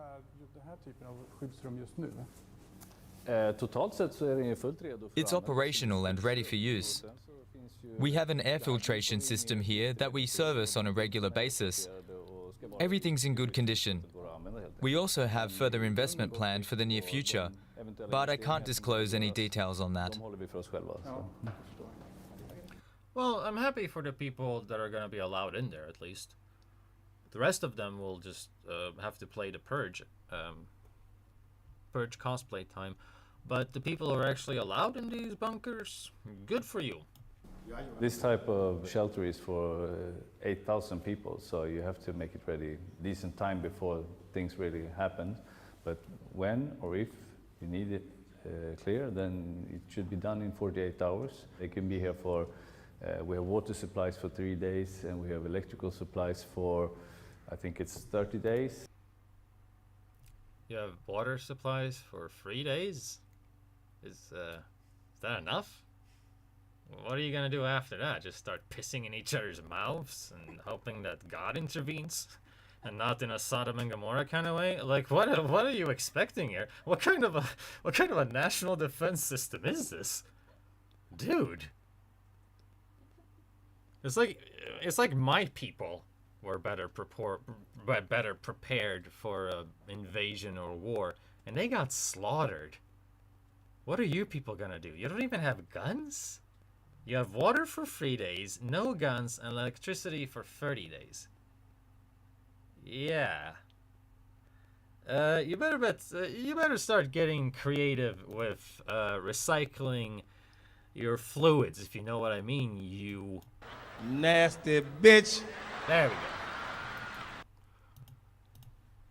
go. And air for as long as we need. So, and it's in good shape. As a prepper and YouTuber, Martin is filming the bunker for his community. Especially if you go into internet and check Facebook, people are afraid. You can see that from the questions they answer. The focus of shelters, medicine you take against radiation. We need to meet them. Can you take medicine against radiation? Sorry, does that exist? Medicine against diarrhea is the first thing that comes up. Dude, you don't get medicine against diarrhea. You get gratitude when you have diarrhea, okay? You it's a detox, you know? Shitting yourself 3 times a day, that feels like you're accomplishing something. But maybe it's just me. Medicine against radiation.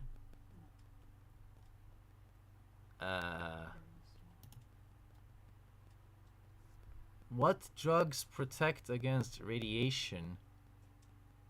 Potassium iodide? Prussian blue? DTPA? What am I reading? Do anti-radiation pills exist? Known to provide some protection in case of exposure. Yeah, no, just use Viagra. It works just as good, right? With this reassuring message that, hey, take the opportunity now. As Nessa said, take a step back, plan. Is this really coming, or is it something you're just scared of? Throughout the Cold War, every Swede had the right to a spot in a bunker. In Stockholm alone, there are thousands of private shelters and residential basements. It's interesting, right? Yeah. Okay. Yeah, where my parents live in a place like this. I mean, many houses have it. I don't think I live in a apartment building that has that, though. No, in case of war, I'm just gonna run, like, a lot. Like, there's gonna be some Special Olympics taking place when I take off, okay? I'm gonna run all the way to Finland where they can protect me because real men exist there. I don't know. But this is ridiculous. It's unknown how many of them are ready for use. The shelter in Martin's apartment building in northern Stockholm is. On his website, the 50-year-old IT specialist highlights durable radios and long-lasting power. That guy does not look 50. He must be a really happy camper. He aged well. I'm telling you, this guy fucks. This guy fucks. The 50-year-old IT specialist highlights durable radios and long-lasting power banks. He also posts videos of himself testing out heat lamps to see if they can keep him warm in sub-zero temperatures. and he manages discussions with his nearly 1,000 followers on who is behind all these crises. It can be quite stressful. You can start not feeling well if you think about it too much, because then you could become one of those crazy preppers that don't trust anyone at all. When you're entering prepping and you start the interest, you can go down a dark path by reading too much as well. And then you can go into conspiracy theories and stuff like that, which, yes, we should. Yeah, no, that's a real problem. Too much of the wrong information, and you have the problem of having to unlearn stuff. Sure, but this is what I was talking about earlier. This is why it's a problem to use conspiracy theory as a slur, and especially when someone can back up what they're saying with facts. The way conspiracy theorist, alarmist, fascist, Russian spy, Putin, shill, all of those insults have been used by the left over the years is what's completely annihilated any country's actual preparation for situations like this. It's ridiculous. I agree, conspiracy theories are bad, so maybe theories that are actually valid, meaning things that actually happened, shouldn't be considered conspiracy theories. MK Ultra is not a conspiracy theory. It's a declassified document collection proving that the CIA have done very creepy things over, well, as long as they've existed. Operation Paperclip. Not a conspiracy. Legitimate problem. Could be one of the main reasons why America is having problems right now. Maybe the wrong kind of people were taken in by the deep state and given power. There are so many, and also, of course, it was long a conspiracy theory that potential terrorists could exist in the massive wave of refugee streams. That used to be a conspiracy theory until we had a few terrorist attacks. Then there was a conspiracy theory that mass immigration is going to cost money. That used to be a conspiracy theory in Sweden. And then you see how public facilities start becoming less and less quality. There's so many conspiracy theories. Anything a right-winger says has been labeled a conspiracy theory. That behavior makes people so stupid that it would be a true disaster in case of war. And I don't feel like enough people are holding the left accountable for that and how they've treated the public conversation, creating so much hatred and fear and paranoia amongst people. It's a sad thing. You should always compare information from all sides. Recently, his grandmother passed away. He uses her old apartment to store his gear. That's sad. My condolences. Stuff like that is horrible. Thanks a lot for your donation, Nick. Get a gun and use hippie preppers as alternative fuel for heating. You can't have me read that out loud. That's not me saying it. That's not my recommendation. That's just a really funny things to say. Oh boy. Thanks a lot, Michael. I didn't notice your donation there. $10 is very generous. Thank you. I appreciate it. Let's see if I missed anything else. No, good.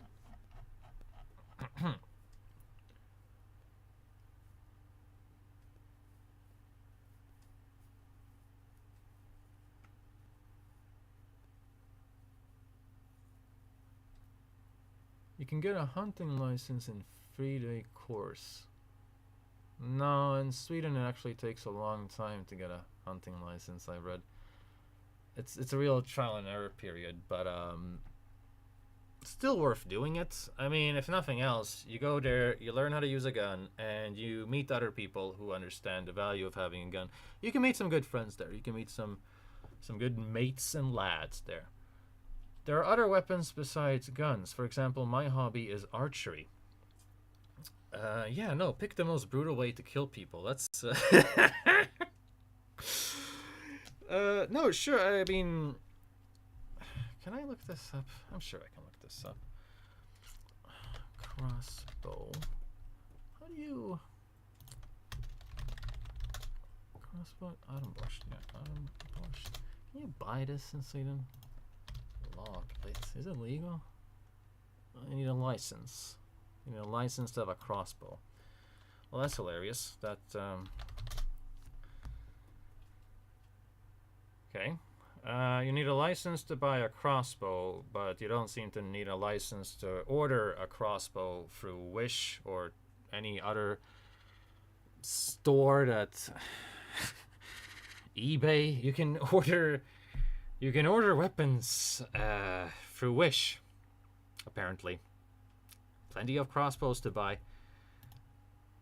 I remember reading that soft air guns can be modified, so you can buy a legal soft air gun, then you can do stuff to it to increase the speed so that it shoots faster. Now, increase of velocity adds more force, pain, makes it more lethal, and then you buy those soft air gun pellets that are filled with, I don't know if it's Carolina Reaper pepper, but it's like the strongest pepper in the world.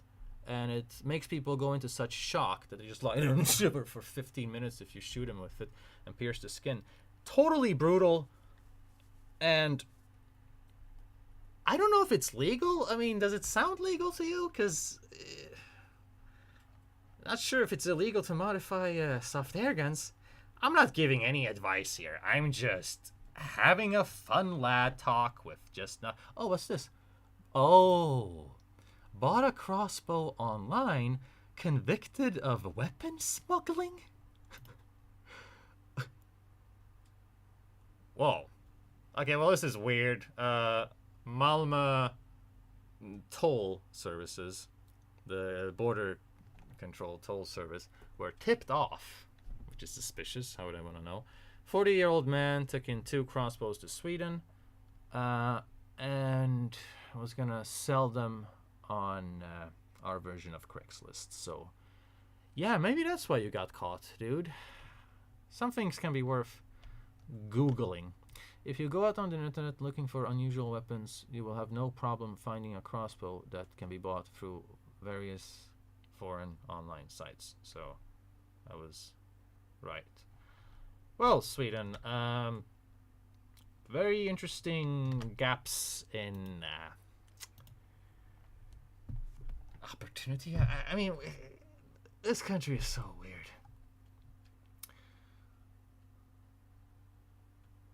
Oh, crossbows are illegal. I tried to order one online many years ago. They won't ship to Sweden. I'm not sure if that's true. You could... Crossbows are legal so long as the police are informed and a license procured. They're regarded the same as firearms. Huh. Except the difference with a gun and a crossbow is that a crossbow has arrows that don't leave any trace. Bullets have serial numbers. Cops usually dig them out of people's bodies. Not the cops, the coroner. They dig out, if someone's murdered with a weapon, they dig out the bullet, look at what gun it came from, whether it's registered or not. If it's registered, they can trace it. That wouldn't happen with a crossbow and wooden arrows. Am I getting excited here? I think I need to go to the bathroom. It's time to masturbate. Jokes aside, though, have to pee again. Look at my amazing merch and, you know, talk about it in the comments and give it a rating. I especially like this anti-bullying awareness shirt. 1 minute, I promise.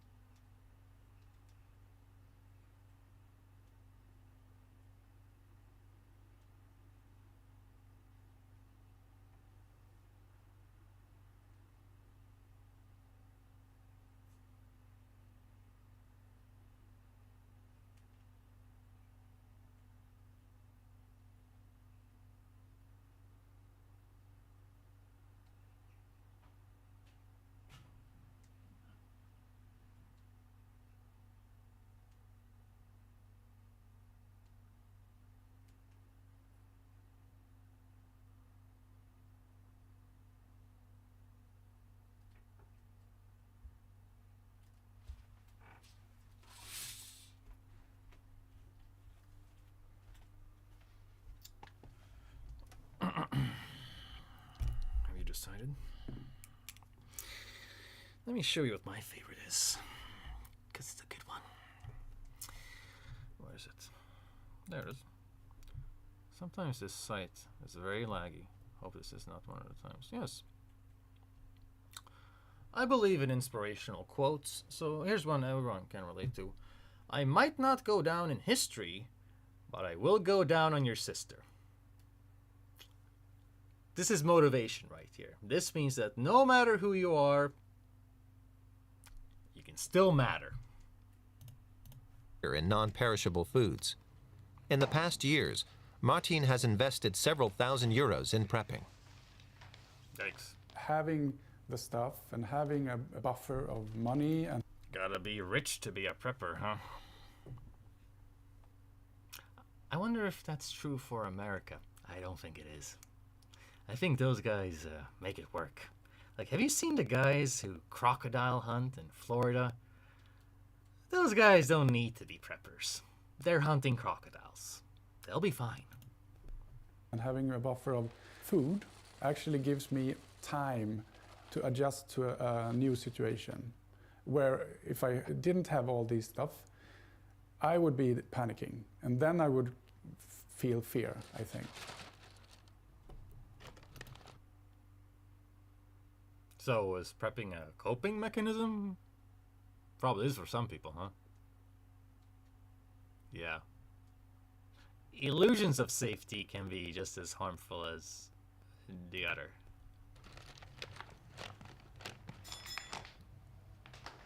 In case of a blackout, Martin makes sure to always have enough water in supply. His son Maximilian helps his father prep.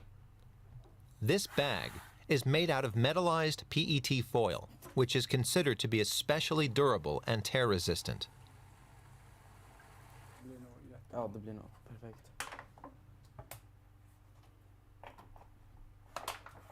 Så.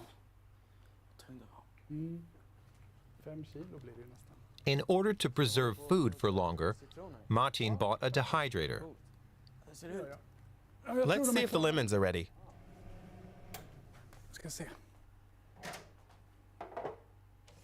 Ska vi se vilken det är. Ah, titta. Ooh, indeed. It reminds me of the shirt. No, nothing. Nothing here.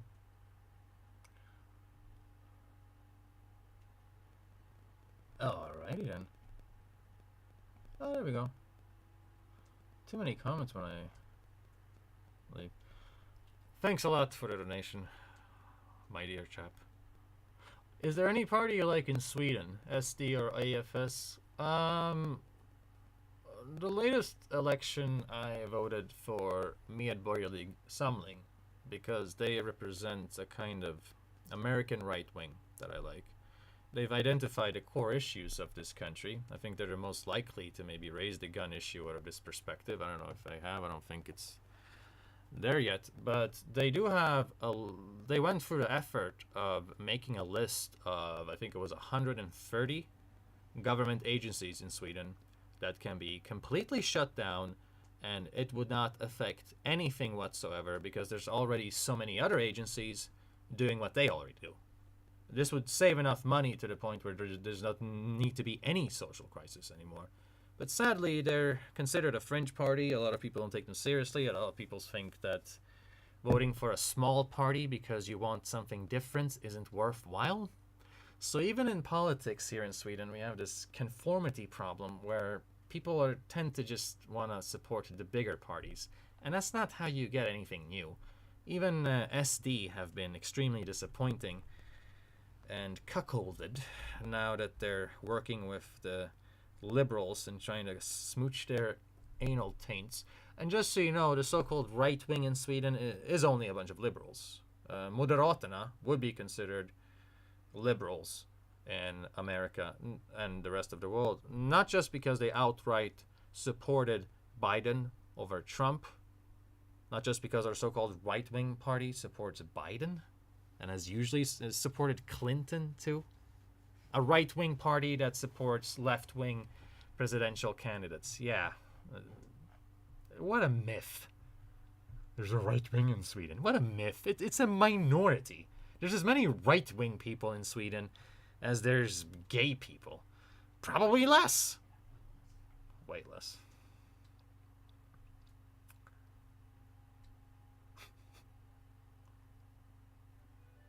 Well, that's an interesting question. Hey, buddy, ever try to attack a man with a pointy stick? Maybe when I was 5 and we were doing it as a game.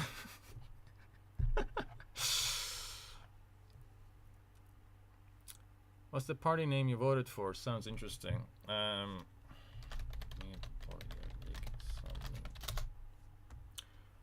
been trying to push these guys. And, oh, there's a Wikipedia even you can read. Citizens Coalition, but that's... Bourgeoisie Future. Oh, that's a terrible... No, that does not translate at all.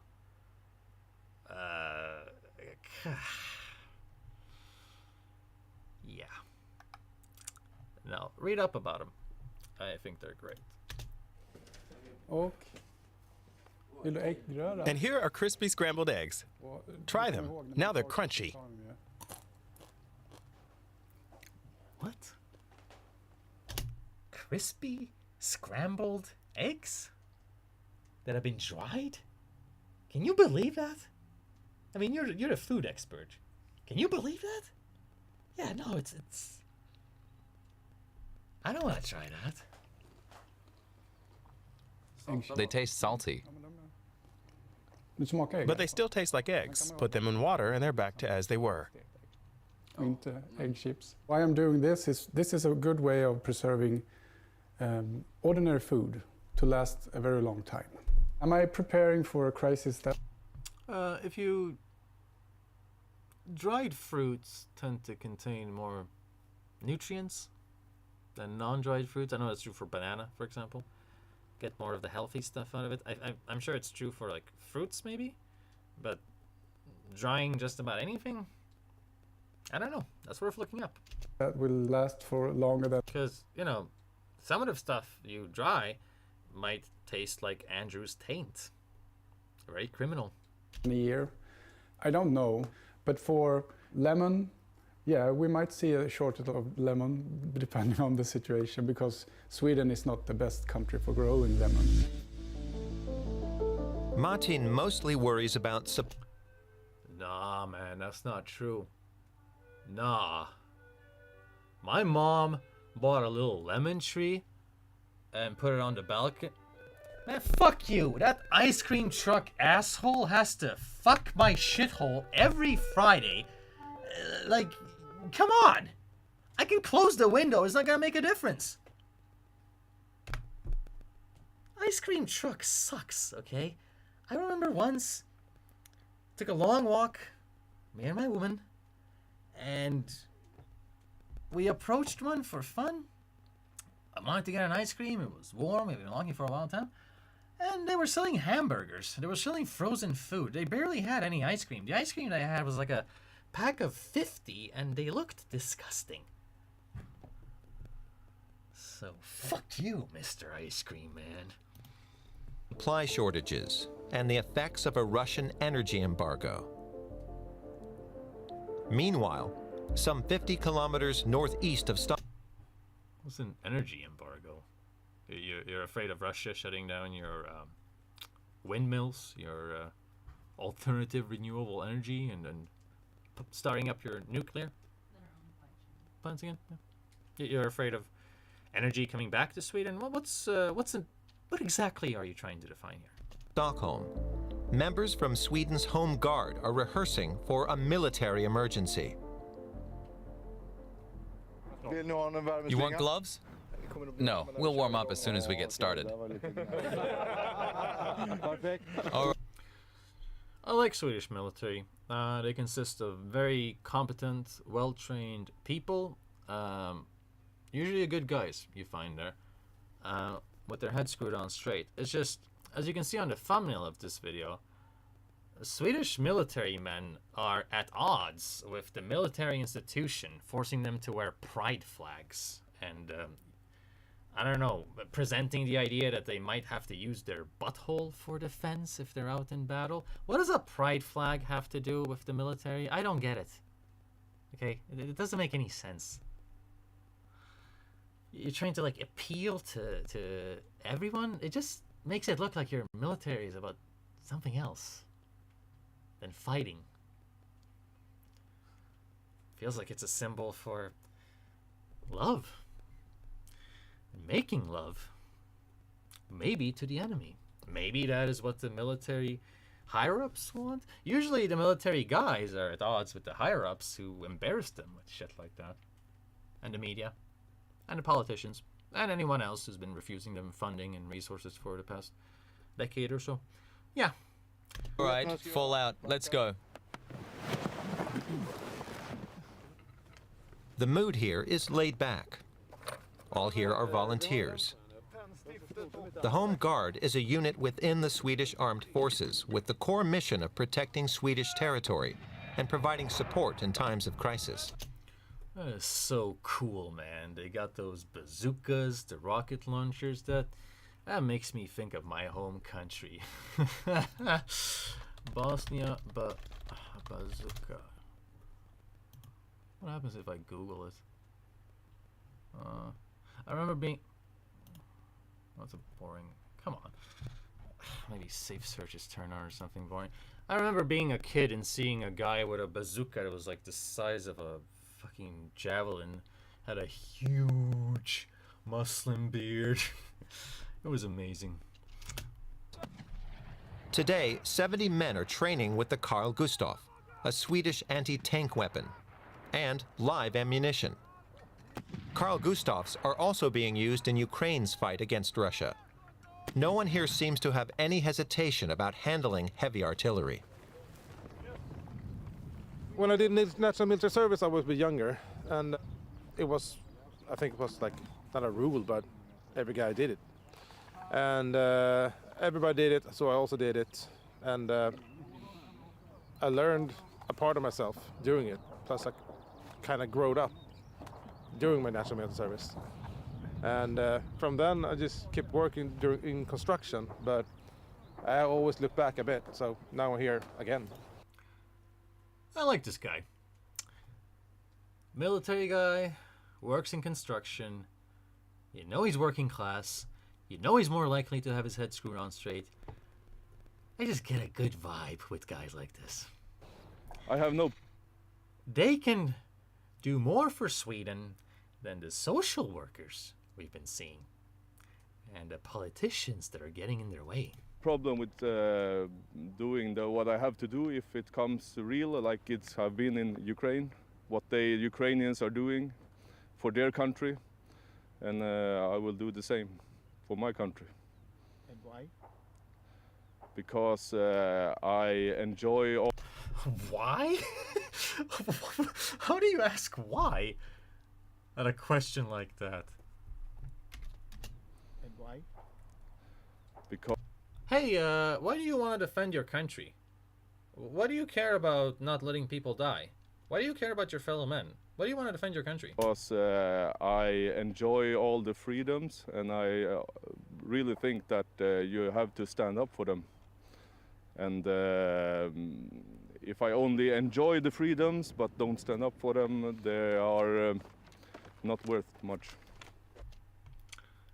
Yeah, here's something funny, right? Because typical pattern I've noticed in Sweden, you probably have it in America too. You'll have leftists, liberals, hippies, peace and love, man. Those kind of assholes. Shitting on the military, would never touch the military, would never do it, would not even respect it from afar, talk about it as being toxic masculinity, and yet the military is literally the only thing, those toxic men right there are the only thing keeping you from being a sex slave under ISIS. So they usually don't think about that part. How in order for people to be hippies and stoners and happy-go-lucky, there needs to be guys who like to fight, and they need to be embraced for that. The volunteers take part in exercises several times a year. The state compensates each day of lost earnings with 80% of their net income. In return, the Home Guard members commit to serve in the event of war. Some 20,000 are standing by, in addition to nearly 30,000 conscripts, professional soldiers, and officers. Officer Johan... That's great and all, but there's about 20,000 radical Islamists in Sweden. Like, I think it was 19,000 Salafists. You know, Salafism is the ideology of bin Laden. So, I don't like it when good guys with guns are being literally outnumbered by radicals. That's one of the things Swedish people should have considered when everyone was warning about Islamization, everyone was warning about segregation and stuff like that. Yeah, now it's like numbers equal. And who knows if both sides will have rocket launchers. Miedenby teaches civilians how to use anti-tank weaponry. Ever since Russia attacked Ukraine, some 25,000 volunteers have signed up for the Home Guard. That was more than the Home Guard had in members at that point. We are prepared. We will do everything that we can to protect our democracy and also our country, of course. So more weapons means that it will be more risk of some mistakes. To have peace is, of course, the most, well, the best thing. And a weapon is not bringing peace. I'm sorry, Mr. Soy. What did you just say out loud? How can a military officer say this? Oh, there's a Swedish flag. That explains it. This is what I was talking about. The higher-ups are pussies. Of course weapons bring peace. Literally, the reason the world went from Cold War hysteria, thinking nukes are going to go off at any point, is because every country was given nukes. And at that point, the whole world became more peaceful. Because when every country has fantastic, great weapons of mass destruction, there is such a power equilibrium that no one wants to use them. Because just you hit me, I hit back would be enough to ruin the entire country, the entire nation. So wars have to be fought in different ways. Media wars, info wars, war about your head, ideological war, stuff like that. Yuri Bezmenov, stuff like that. Yeah, the whole world became a bit pussified after the Cold War. Of course, the Ukraine thing is a bit of an exception, but look at the general whole, okay? You don't get to tell me that weapons do not bring peace, because I'm Bosnian, and I know how much peace weapons would have brought my people in a time of conflict. So don't stand here and say that about your people. It's not very nice. Weapon have a purpose, and of course, if you can have the purpose of the weapon just to put a situation that no one dares to threat you, so there will always be someone with more weapon at the end. So decrease the weapon is of course a better solution in the. So even the military is pushing gun control here. See what I mean? See how this is a big problem? They really don't get why gun control is dangerous. To not let people have it. Not let people have the right to self-defense. It's dangerous. Long term. But currently in Sweden, all signs point towards more weapons. By 2028, the government wants to increase its defense spending to 2% of the nation's GDP. Robin also trains with the Home Guard. But he doesn't want to be filmed holding a weapon.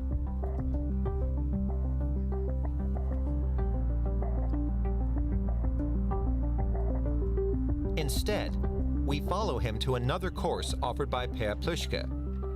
The topic today is first aid, useful knowledge, not only in times of war.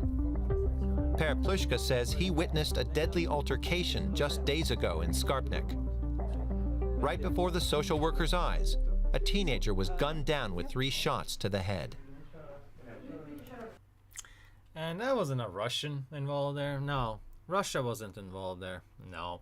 That was just Swedish politics doing its thing and making the country already kind of in a low intensity civil war type of situation where anyone could get shot.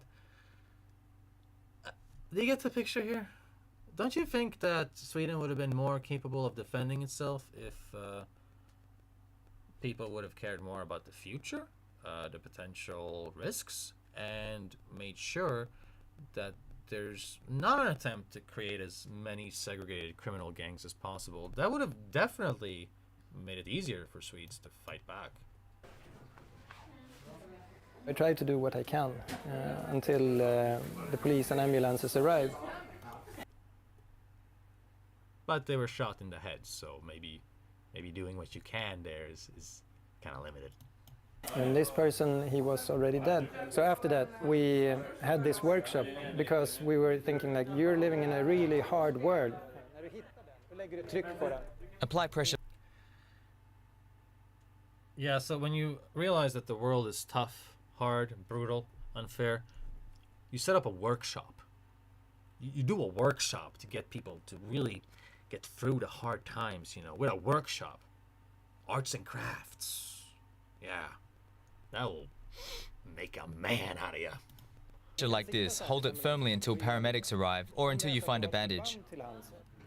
Whether gang violence, looming war, the COVID-19 pandemic, or natural disaster, Per Plushka tries to meet any crisis with a...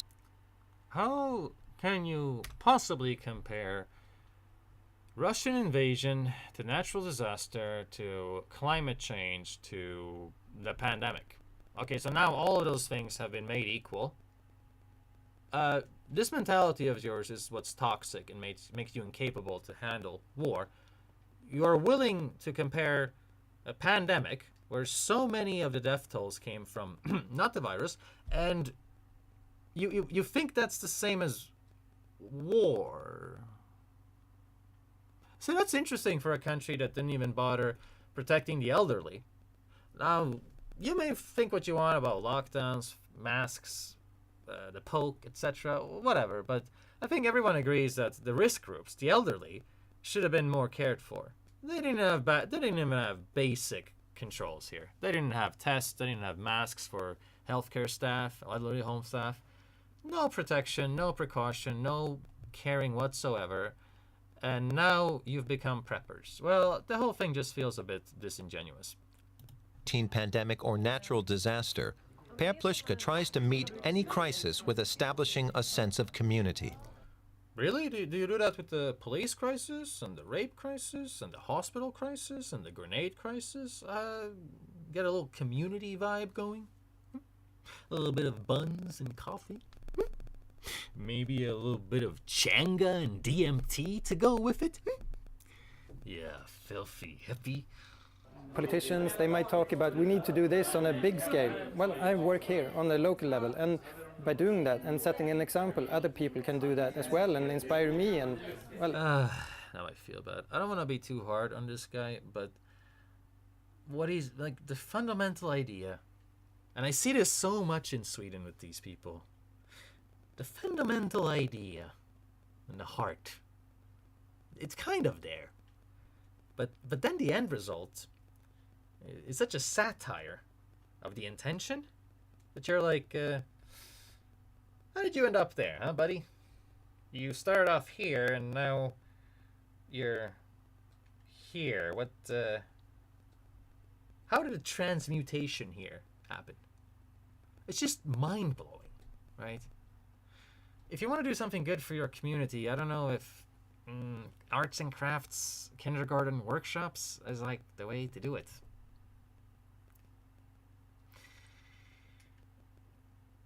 Someone should tell this guy to start a name signature to legalize assault rifles and just kind of get a political thing going. Get some debate going. Maybe then he'll do some good. Vice versa. It's the same when it's a war. It's really abstract. It's huge. Or a climate catastrophe. We can start growing our food. We need to plant more trees because there will be more floodings because of the climate. Or inspiring each other. It can have a bigger effect. Oh! I need a break. This is insane. I can't.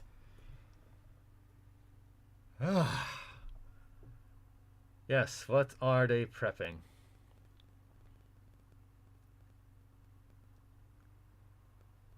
Oh, what is this? Is there a chat filter in place? Why? Not that I'm aware of. I can't help but to notice that he's a little fat for a military man. Yeah, the no weapons guy earlier. Interesting. Military men are supposed to be in shape. So...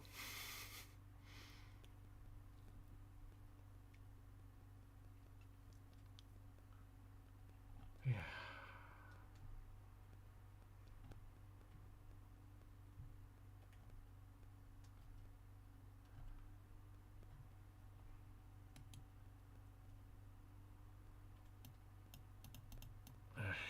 See a lot of people complaining about the welfare truck here.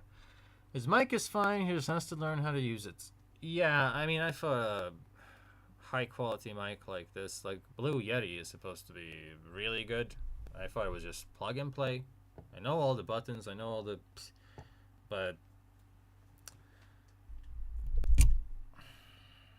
would disconnecting these shitty headphones work? I have subtitles, I don't need to listen. Yeah, I have no idea how to use this mic. I thought plug and play would work. Sorry if it's been a pain in the ass to watch this due to the quality. Still trying to learn a lot of stuff, but there is so much reading that... yeah, a little bit of a research project every time you buy an audio thing, a video thing, a webcam thing, do a live stream thing. There is so much nerd knowledge involved in this YouTubing thing that does not come naturally to me. Back to the Stockholm city center. Martin and Maximilian are scoping out possible escape routes. In the event of war, Martin believes the capital would descend into chaos as residents attempted to flee. Hey, now, don't get me horny. Don't say that stuff, dude. You're making people get all like excited and stuff. You're making people all like look forward to a war. A war would end with Stockholm tearing itself apart, like Sodom and Gomorrah. Yeah, I thought war was supposed to be a bad thing. You can't say shit like that, man. Come on, don't make it sexy. Stockholm spans 14 islands that are connected by more than 50 bridges. But only 8 of these bridges lead out of the city center. Father and son are looking for the best... What is it, a Minotaur maze? So many bridges, but only a minority lead you out of the city? Route to head south, where they could stay with relatives in an emergency. So we're just observing smaller bridges instead of this really big bridge, because if something happens, I mean, bridges are always targets for military actions, and we also see that people can't drive in a normal situation, so if there's a crisis, they most certainly won't be able to drive good. They need a truck. They would need a big, climate-hostile truck with an assault weapon mounted on the top, like a Mad Max type scenario. Those should be legal and everywhere, just for self-protection. You know, if you want to be paranoid about war, let people have trucks that are specially equipped and modified with masculinity, and that wouldn't be a problem. But no, you're gonna use these pretty little sailboats here to swim away from Sweden. Yeah, that's what you're gonna do. You're gonna go to Iceland and bang some of your cousins. That's what you're gonna do. Yeah, aren't you, you little Scandinavian? Good way could be like taking the boat out, but not many people have access to boats because everyone lives in like small and crowded places. Whatever comes, Martin is ready. I said the boat thing as a joke. I didn't think he was gonna lead up as a... You've considered this? In case of war, we'll take a small boat and row out? We'll take a boat? I'm sorry, am I stupid for not getting it? Am I the moron here? I feel insane watching this. Someone actually made this. It has almost 2 million views, and the comment section is full of the most insane takes. It never ceases to amaze me how civil and mature the people of Northern Europe can be and approach issues without egos getting in the way when community is the subject. And as they treat all issues sensibly with direct approach. I have not seen a direct approach in this entire video that has been a pain in my ass to watch. Okay? I don't get paid enough to put up with the headache you people give me.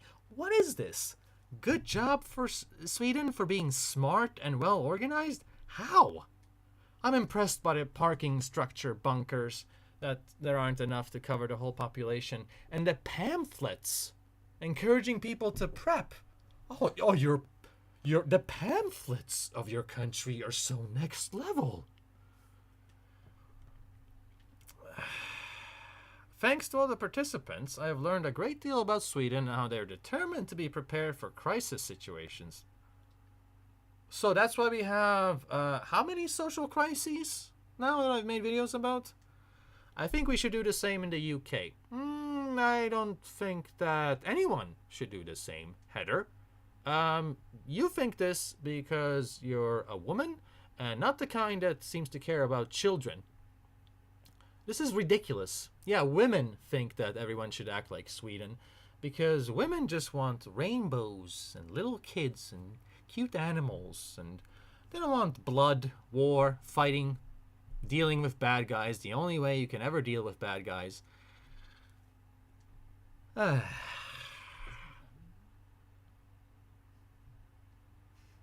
am in northern Sweden, which is very different to the Stockholm area. I can say that again.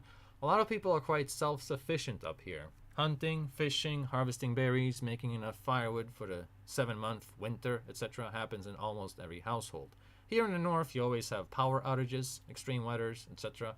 So it always makes sense to be ready for everything. What people elsewhere call prepping is just normal everyday life in northern Sweden. Yeah, this is the first good comment I've read in this comment section. Yeah, northern Sweden is very deliverance country-esque, and it's a harsh condition. You really gotta live for nature to live there, so to speak. You can't live there without being self-sustained. There's like villages of 15 up there, qualifying as communities or small towns.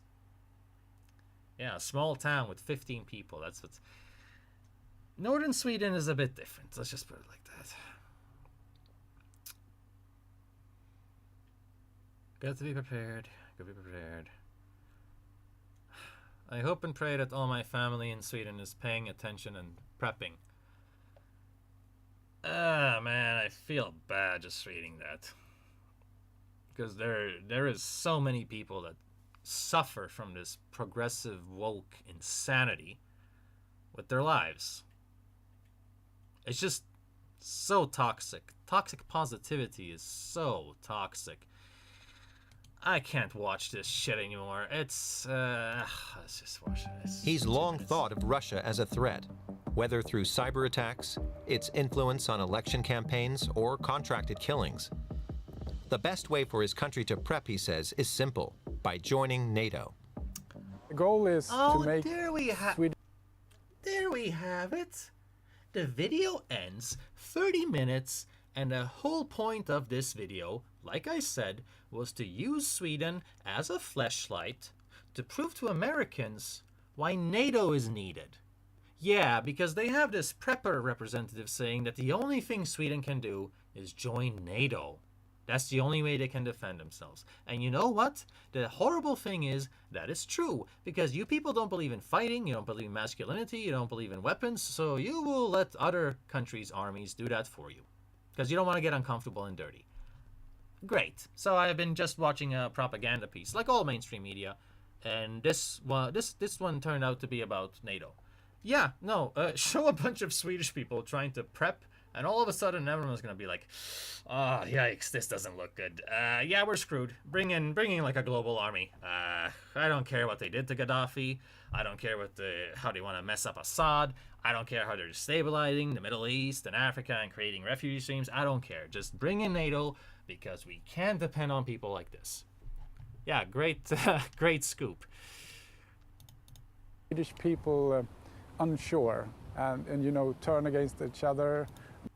The goal is to make Swedish people unsure and to turn against each other and not trust the government.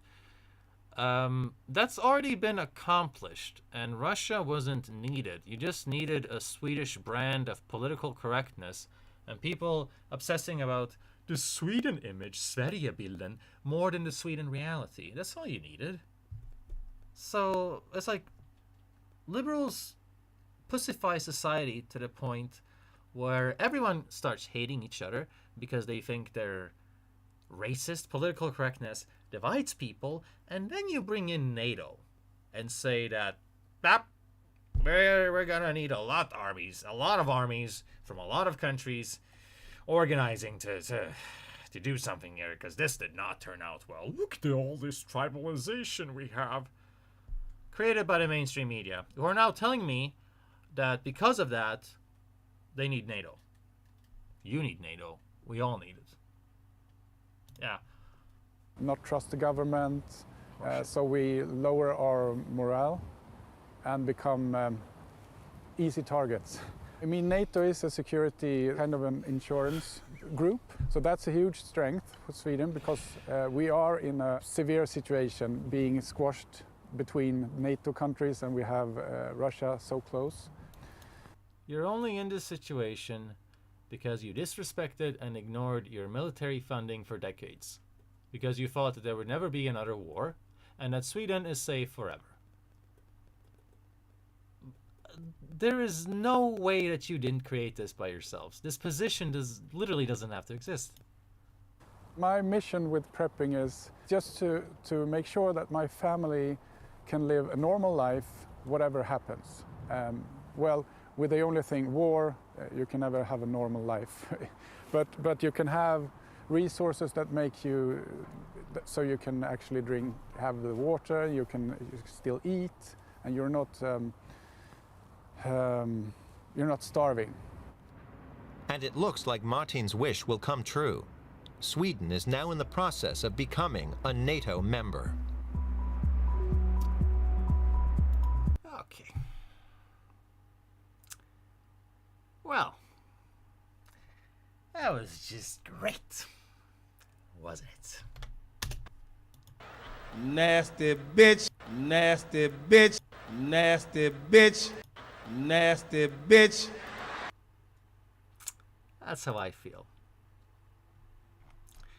Now I'm gonna wrap up with a short video here that's just, I don't like the flag there, but oh man, this guy has no idea what he's into. If you like my channel, you like my live streams, you like my videos, check out the link tree in the video description. As on my social media, people can hire me for various consultation, and I have added a ton of payment options ever since I got banned from Patreon that are way more freedom friendly and way less of a hassle. There's even direct card payments now with trusted payment processors, so instead of Patreon you can just sign up here or something else. Yeah, and check out my Discord, it's fun. And I just, I'll leave it this little plug before I move on to this last piece of nasty bitch.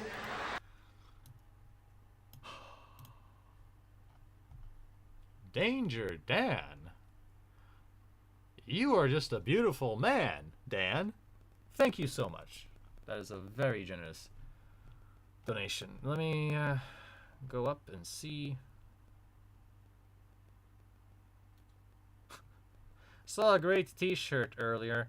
I identify as a conspiracy theorist. My pronouns are told you so. That's a good one. You make me wish I would have come up with that. Now I can't steal it.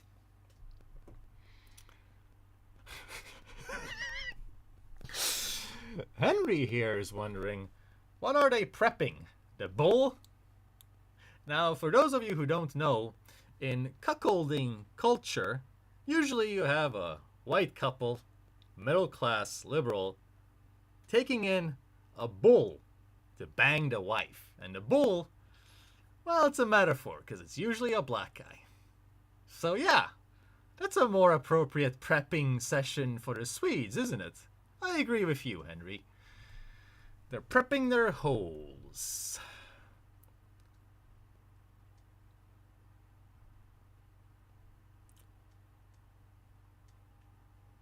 Oh, that's interesting. That's interesting. Now there's no clicking with the microphone. It was the headphones. Yeah, these headphones are garbage. I think the this thing itself might have been what was moving around, causing a shush or something. That's garbage. Well, thanks a lot for the feedback, guys. Happy to know we figured it out.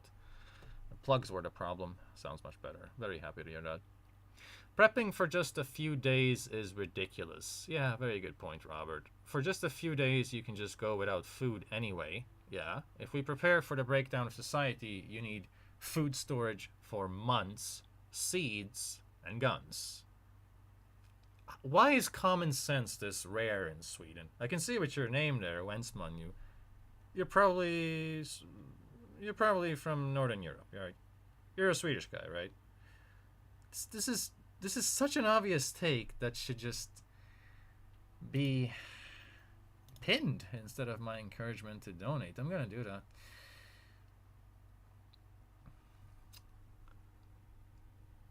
A lot of people do professional videos and still don't know how to do audio properly. Don't feel bad about it. Well, that's a comfort to know. Thanks. Thanks, Dante. Pro tip. Don't live in Stockholm. Yep. Hot air balloon would be a good idea for escape. Yeah. Hot air balloon sounds like fun. Until a Russian comes with a spear and goes, ha! Da! No longer fun. You make yourself an easy target on a boat being out in the open, at least in the city. Yeah, exactly. If there's a helicopter traveling over water, it would immediately pick up on the little black dot that's not water being a boat. Come on, man. Getting hit by a car whilst jaywalking should be his biggest threat. Oh, the propaganda finisher. Yeah, you guys picked up on it. I think there will be more than lemon shortages, and I agree. I love these comments. Are they just gonna log themselves out of existence? That's a valid question. Are they? I've been wondering that for years, and the answer is yes. It's literally yes. That's what cultural autism is about. Once again, it's gonna be detailed in my book. Your dick is gonna get hard. Okay. There might be some premature ejaculation on your part, because that's how good my book is going to be. So, stay subscribed, okay? Click the notification bell, use my newsletter, and make sure you click like on the videos so I keep showing up in your feed, because that's the thing you have to do with YouTube nowadays. Sadly, I'm not a YouTuber stereotype asking for likes. I don't care if you like me. I thought it was obvious when I insulted every ethnicity on Earth during this live stream, but it's just how algorithms work nowadays, and when you click like, you have a better experience. I've noticed that. I just click like on a bunch of MGTOW channels, and that's all that shows up in my feed. I don't even see the politically correct nonsense anymore.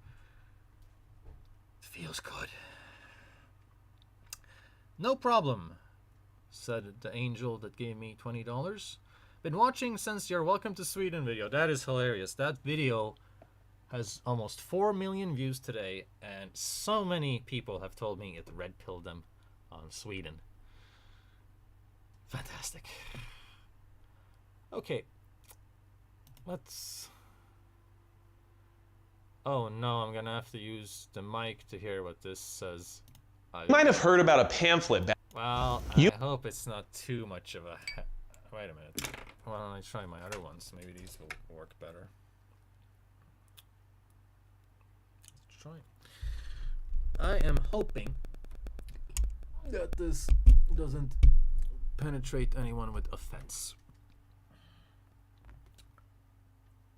This is There's a fucking indicator left. You might have heard about a pamphlet back in 2018 that Sweden handed out to every household in their country. It was a way for their citizens to be better prepared for the possibility of conflict or a crisis. But when you read this pamphlet during today's context, some of the information in it will blow you away. No. But I like your flag, so I'm going to be nice to you. Your flag says your heart is in the right place.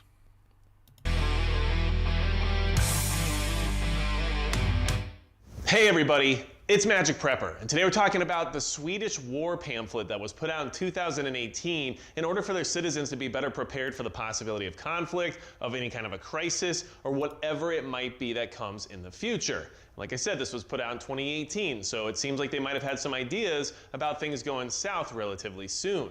Now, this brochure was given out to every single household in Sweden, and it was developed by the Swedish Civil Contingencies Agency, and they put Yeah, and to you it sounds good, right? Sounds like serious agencies until you learn that the same agency literally labeled all right-wing media in Sweden racist and Putin shills.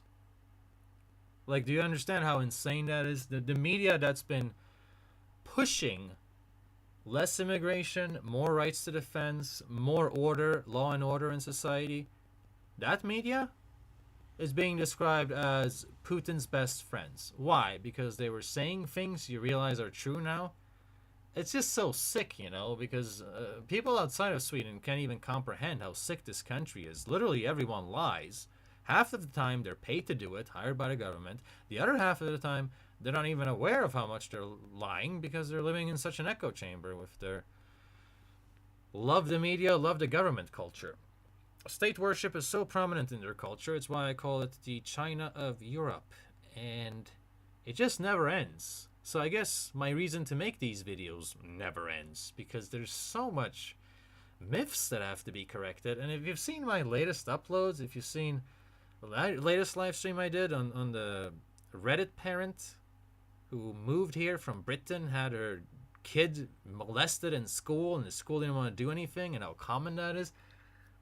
People move to Sweden all the time thinking it's a normal country, and a lot of the time it can ruin their life. It's not good, man.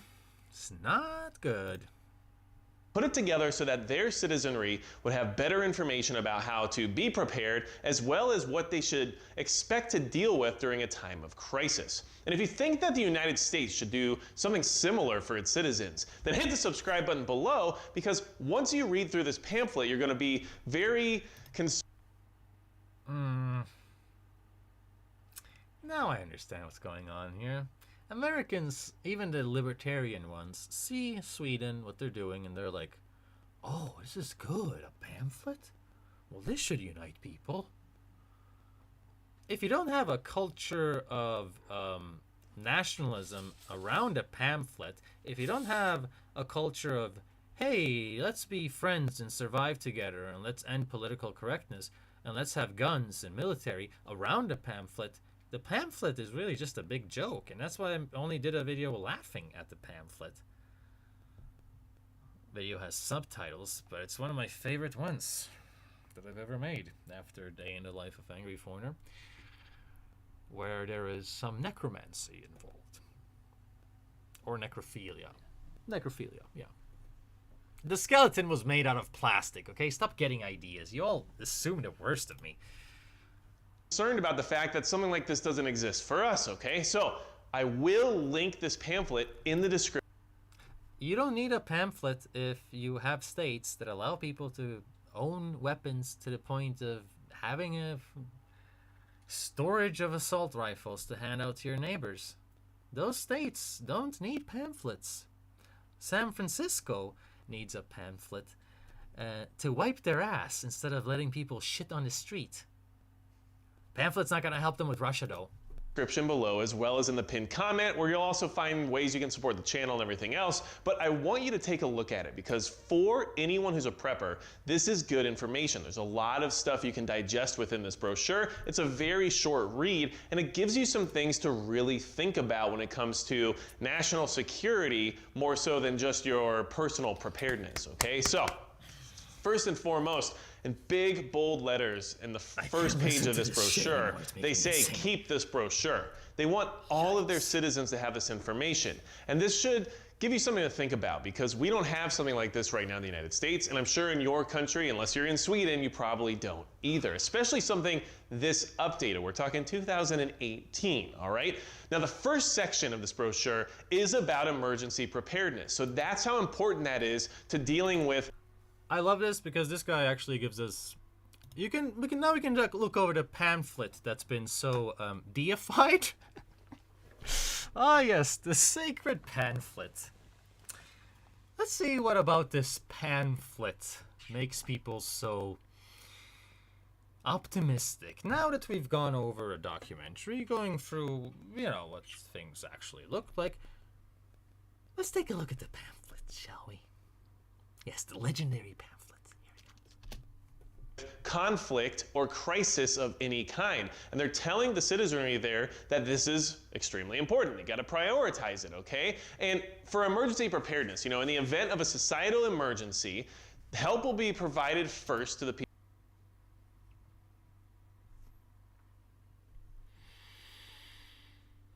I noticed you chose to read this part. Let me read from the beginning. An emergency can result in society not functioning the way we are used to. Okay? So, should I define liberal political leadership as an emergency? Because it's definitely resulted in a society not functioning the way we are used to. Climate change may mean that flooding and forest fires become more common. Okay, why is this pamphlet advocating climate change, the billionaire hoax, climate change, as a fact? Seriously? You made a pamphlet for climate change? If the pamphlet is Greta approved, it's not gonna help with war. Can we just make it that simple? Incidents in the rest of the world may result in shortages of certain foodstuffs. Is that the official term there? Foodstuffs? Very proper government language there. Yeah, no, foodstuff is foodstuffs. Not foodstuff, foodstuffs. Has the food been stuffed? What, someone went and plugged their dick into the food? It was a very particular, attractive-looking turkey with its legs up going, woo! That's what happened here? Huh? Stefan Löfven? I love saying it like an American. I love saying Swedish names like an American. The accent is just... So... This makes me think about how ill-prepared... This is hilarious. This came out in 2018, a few years before the pandemic. And literally when the pandemic ensued, yeah, there was shortages of certain foodstuffs. Of turkeys you can bang. Of sanitizer, toilet paper, protective gear. Flour. Stuff Sweden could have been growing. Stuff that could have been prevented. Stuff that you could have... Sweden even got rid of...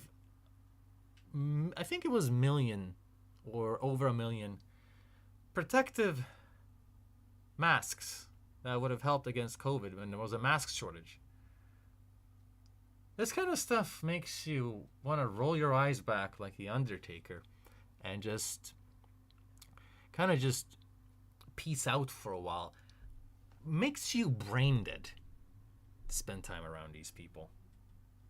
There was a shortage, and you didn't prepare for it, even though you had this pamphlet. Everything you're warning us about happened when the flu came to town.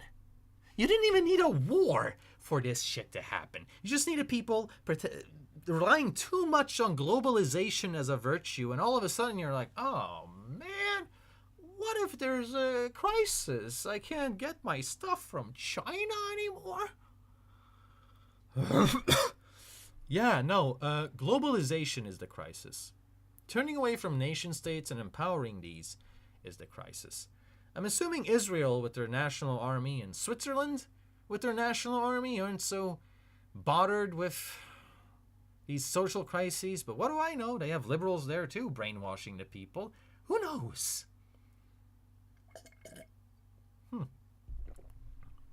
Interesting. The heating stops working. Yeah, that happened recently.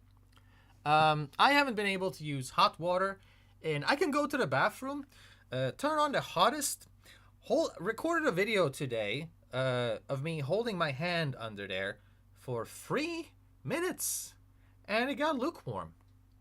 Heating in Sweden has stopped working because of the electricity crisis that Green Party Social Democrats created.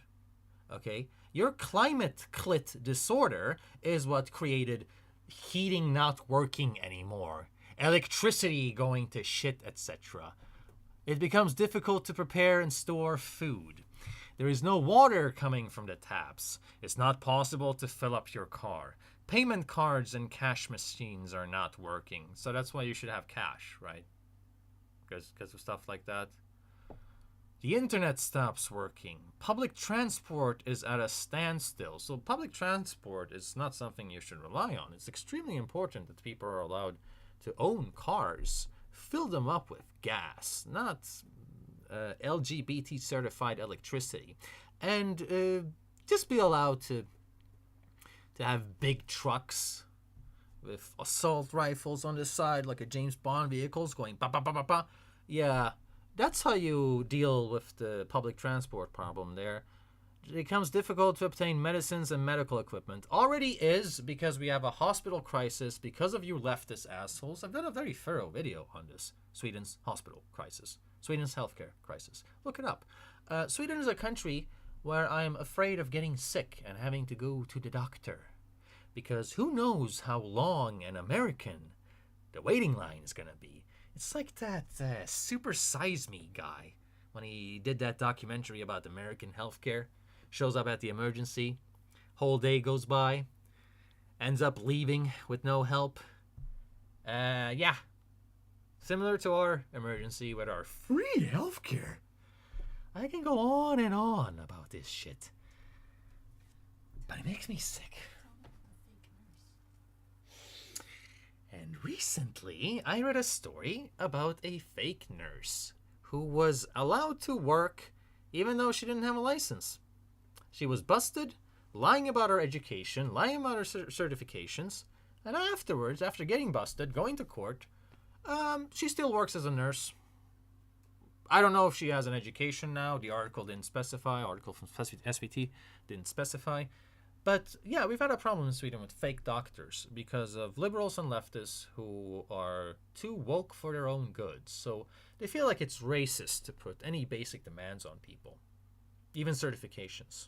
Yeah, ridiculous. People who need it most. The majority must be prepared to cope on their own for some time. That's exactly what it says in that passage of this brochure. And that's exactly how you should approach the idea of conflict or crisis. Sure, the government might still exist and may try to help people, but people will be prioritized based on need of care. And you might not necessarily need care just because you have a broken leg when the other person is missing their leg. So there's a lot of things to keep in mind there that they're trying to let everyone know. You're going to be on your own. The majority of you will be. And that's what they told their citizens. They're not afraid to admit it because they want them to be better prepared to operate without.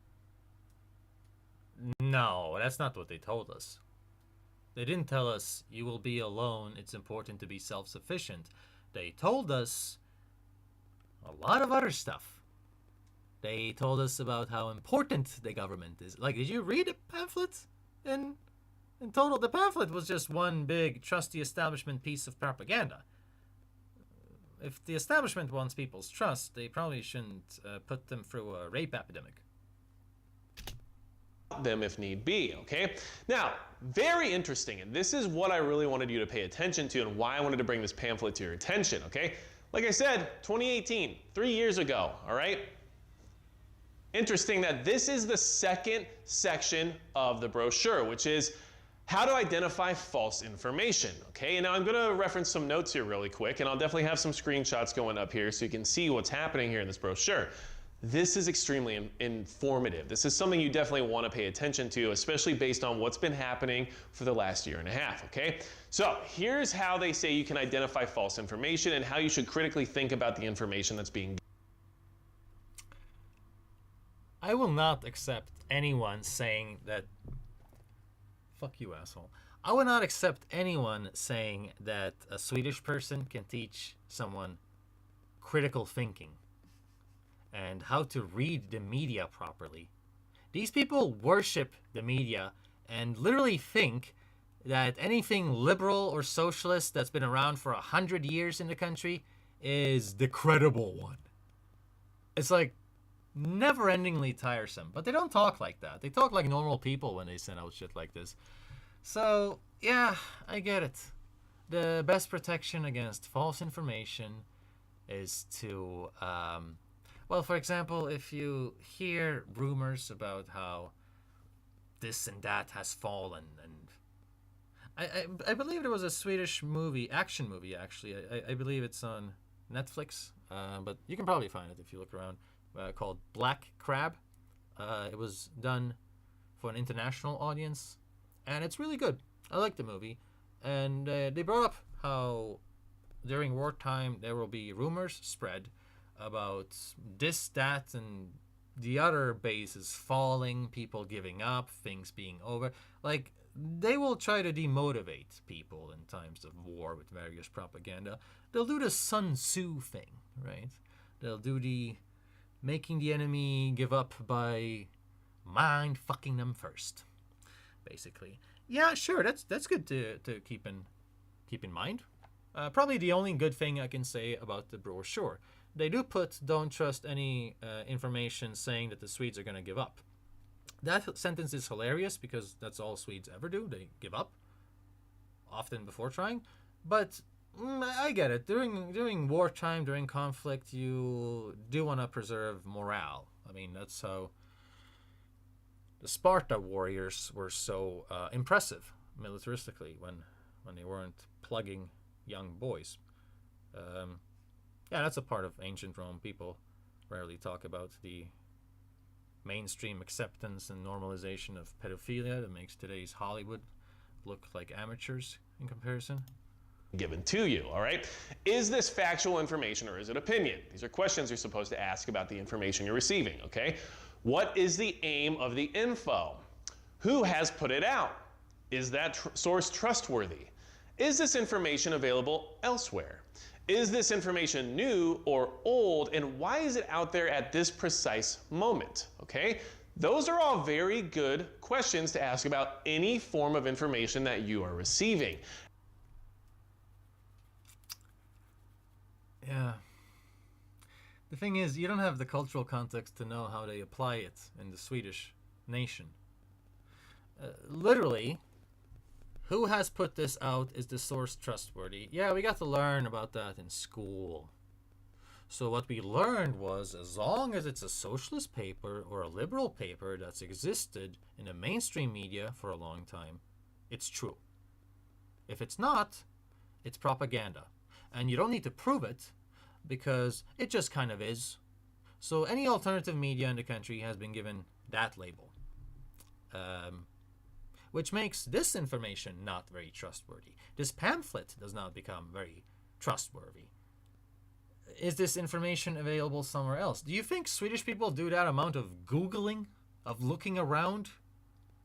I wouldn't even have a career if they did. Like, the average Swede reads a headline, sees it in the store, and just assumes that it's true, and then just doesn't compare. You have no idea how little critical thinking is going on. They're not doing this. Nobody is doing these questions. That's the problem with taking like an idea of another country and then not having the cultural context to know what you're promoting. And they're literally telling their citizens to watch out for propaganda. And they know that... Yeah, but that doesn't mean very much if you're always defining propaganda as anything right-wing. And if decades before the war, years leading up to the war, you're just yelling propaganda, conspiracy theorists, Putin shill, at anyone who's telling you that, no, I think we need vetting. I don't think open borders are going to work. I think we need to take care of people who are already here. I think we need to kind of think about the future and not create ghettos that don't have to exist. Oh, propaganda. And 10 years later, 5 years later, 3 years later, all the propaganda of the right wing suddenly becomes even left-wing political suggestions, because that's how bad it gets. If this is the situation, then stuff like this just becomes sickening. That during conflict or a crisis of any kind, that propaganda will be running rampant. Now, apply this to today's situations, and you'll see why I find this to be so eye-opening and why this is such an interesting brochure for them to be passed out to their entire citizenry. This is a very important thing they're doing for their people, which is not being reciprocated around the world, okay? Now, the next section is about total defense and how that's a combination of military and civil defense, and how everybody bears a responsibility to help each other out in the time of crisis. Or I'm sorry, we've been sitting here for a while going over how the attitudes, beliefs, structures socially, and the approaches by the Swedish people. Does anyone seriously think that Sweden does this? Look after they don't even say hi to their neighbors. You think they would look after each other in times of crisis? They can't even be social to coworkers. They can't even be social with friends. What are you talking about? This is like laughable. And what was the other thing you said? That's a combination of military and civil defense, and how everybody bears a responsibility to help each other out in the time of crisis or conflict, okay? Beautiful concept. Do you think it works like that in this country? Where civil courage doesn't exist? I want this guy to watch the video I'm going to be uploading tomorrow about how... I'm not going to spoil it.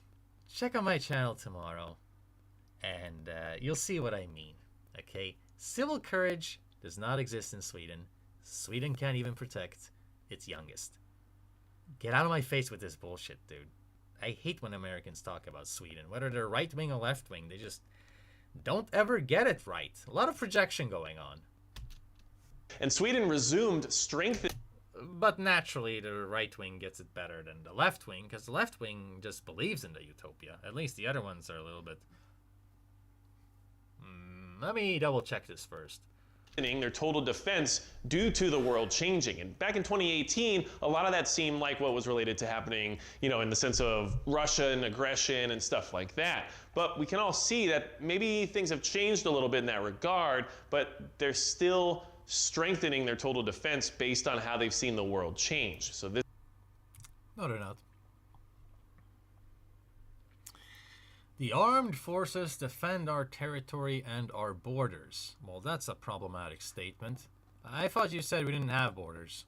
My Europe does not build walls for anyone, our socialist Prime Minister Stefan Löfven said a few years ago. What happened to that? All of a sudden we have borders. All of a sudden liberals and all of the open borders advocates believe in borders and territory and being hostile to foreign nations and ethnicities. Yeah. What a crock of shit. Civil defense deals with the whole of society's resilience in the event of threat of war. And war. Yeah, you have to specify that, right? You have to be so correct to add war, the threat of war and war. The threat of war and war. The threat of... Yeah, please be more specific. Civil defense is the work that is carried out by central government agencies, municipalities, county councils, regions, private companies, voluntary organizations. So, not people? You're listing a bunch of... What? Government sectors and charities is what you're listing. Is that civil defense? This work aims to protect the civilian population and ensure that, for example, healthcare and transport system continue functioning in the event of threat of war, You couldn't even guarantee healthcare functioning like normal when a flu came to town, so this is just a laughable thing to write. In the front of blah blah blah, Swedish population has a duty to contribute to our total defense. Well, if you want people in Sweden to feel a duty to contribute to Sweden's total defense, then don't make them feel like risking your life in a war for Sweden would end up with you being called a problematic fascist white cis scum. There is nothing about Sweden as a country that makes anyone want to defend it in time of war and crisis. I'm supposed to defend people who don't even say hi when they cross you in the hallway at work? Like, what do you... Come on. This is such an antisocial shit stain of a culture that this is just satire. This is government-mandated satire inspired by the movie Brazil. They just don't know about it. It's just the idea of wanting to fight for a country that does nothing but call you racist, treat you like shit, tell you to shut up, don't make any noise, don't be colorful, don't stand out, don't step away from the herd, don't even be your own person, but be ready to die for us, because that's what China works like. Sorry, that's what the China of Europe works like. Disgusting, okay? What are you gonna do? Go to war for Sweden, fight, and risk your life, and then afterwards, when the country is built up again, you can go back to taking all of our taxes and putting it on gender studies and taxing people at 50% and making sure that no one can ever earn enough to kind of be doing really good without taking on tons of debt. You want to make sure to put all the taxes on charity and luxury for people that aren't even citizens here. You want to ruin the country even more with your politics. If there's one thing I've learned in Sweden is that we don't need war for society to collapse slowly, one little unit at a time. So, oh, what is this? General National Service involves serving in organizations that must function even in the event of threat of war and war. This means that you continue to do your normal job. Okay, so go to work and pay taxes. That's what you do in times of war. Work in a voluntary organization, or maybe you're tasked by the unemployment office with performing work that is of particular importance to Sweden's total defense. Yeah, let the unemployed guys do something really powerful, right? The unemployment office is going to be crucial in time of war. Yeah, everyone's thinking about going to work and waking up in the morning and like hitting that 8 a.m. to 5 p.m. slot. Yeah, totally, man. This is laughable. If there's if the unemployment office is gonna do anything at time of war, they probably just bundle people up and bundle everyone who's unemployed, every welfare case up in a big bus, and then ship them off to be cannon fodder. Human shields. That's what you would do, because you treat those people like shit anyway. So many of my Swedish subscribers are like, yeah, I went... I had one guy telling me that he applied for 200 jobs in a year. No one would hire him. And Arbets for me at the unemployment office didn't help him find a job. They don't help anyone find jobs. They can't even do what they're normally tasked to do outside of a war context.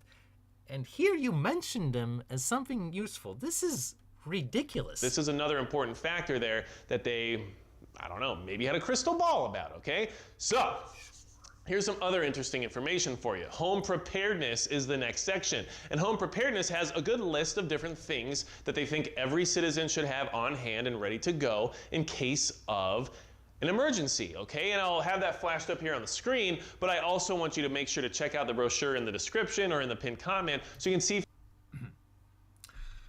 Water. Clean drinking water is vital. Allow for at least 3 liters per adult per day. If you're uncertain about its quality, you need to be able to boil the water. What if you don't have water?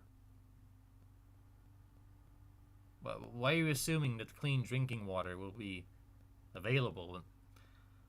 If the toilet is not working, you can take strong plastic bags and place them in the toilet bowl. Good hand hygiene is important for avoiding infection. Yeah, why don't you start shitting in bags when the war comes? And then you can do like Xena the warrior princess. You twist it and go... do a little David versus Goliath thing, right? Yeah, the Russians might have tanks and automatic weapons, but we have bags of shit in them. And that is just more offensive than any assault weapon carrying American out there, isn't it? Come on, this is hilarious. Mineral water? Yeah, in times of... You really need mineral water when you're in a social crisis. Food. Oat milk, soy milk. Of course you would write soy milk there. Tins of bolognese sauce, mackerel, sardines, ravioli is justifiable. Salmon balls? Boiled meat? What do you mean boiled meat? Why did you put boiled meat there? Are you come on, what is this? Try not to throw up challenge? What are you doing to me? Blah, blah, blah. Tins of bolognese? Are you shitting me? Who would have cans of the worst sauce just stacked up? I hate these people's food habits. Okay, they don't have any spices or flavors on their food except for brown sauce, no idea what that is, and bolognese, the yellow piss vomit sauce that only applies to a few. Béarnaise? Oh, thank God I read that wrong. That was so terrifying, man. Oh. And that was terrifying. That started pissing me off. In a social crisis, you have to eat that disgusting Swedish sauce they always intend. No. Bolognese I can live with. Still kind of weird to put it there, though. You want to have some hummus and tins, huh? You want to have some rice, grains, mashed potatoes, bread with the long shelf life, cheese spread, soft wheat cheese. Yeah. Am I gonna spirit stove batteries? Ah, fuck off. Radio powered battery cardio extra. I'm not seeing assault rifle anywhere here on the list. That's crazy. For this list yourself, and then you can also see if you actually match up with what's on it, okay? And the basics categories that are within this list are food, water, warmth, comms, and other. If the electricity goes off at a cold time of the year, your home will quickly become cold. Yeah, this happened because of the electricity crisis that Swedish politicians blamed entirely on Russia when it had zero to do with Russia. Sweden does not get its electricity from Russia, and it's because the leftists shut down nuclear power plants and wanted to focus on windmills and other shit that doesn't work. That's why we have an energy crisis where the electricity went off the cold time of the year.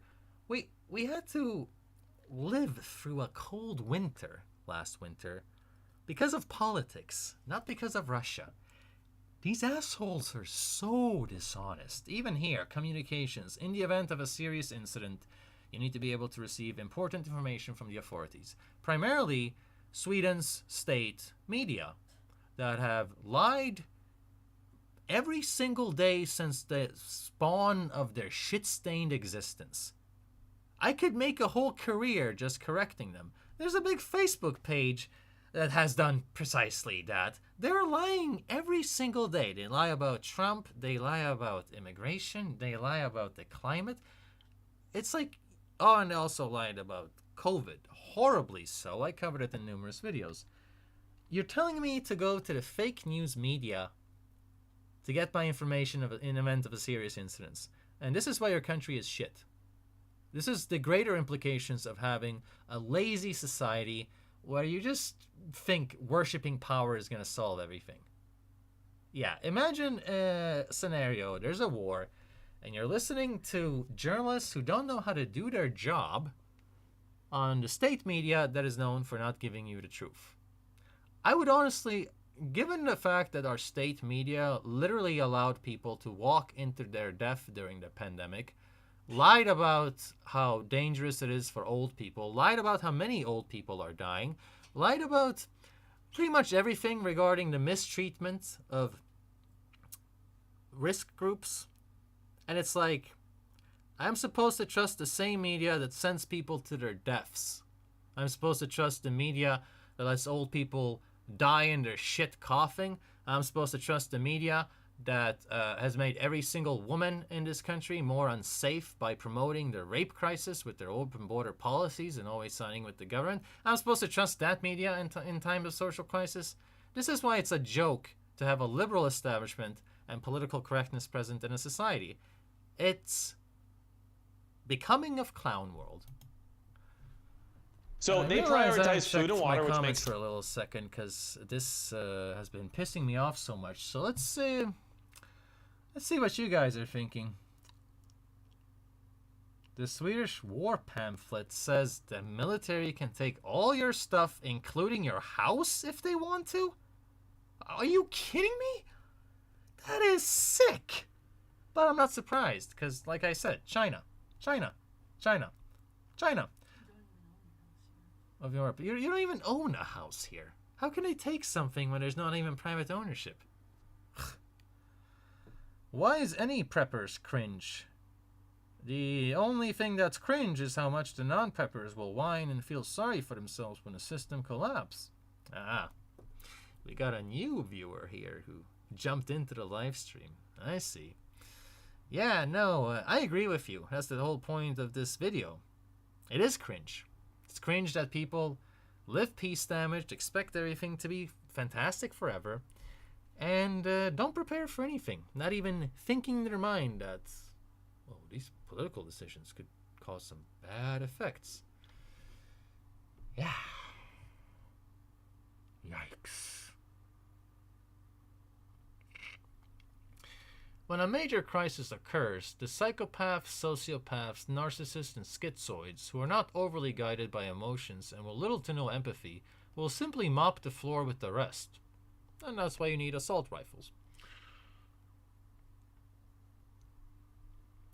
How would you react to conflict or crisis, angry foreigner? Well, I do the opposite of what a Swede is doing. I do the American thing.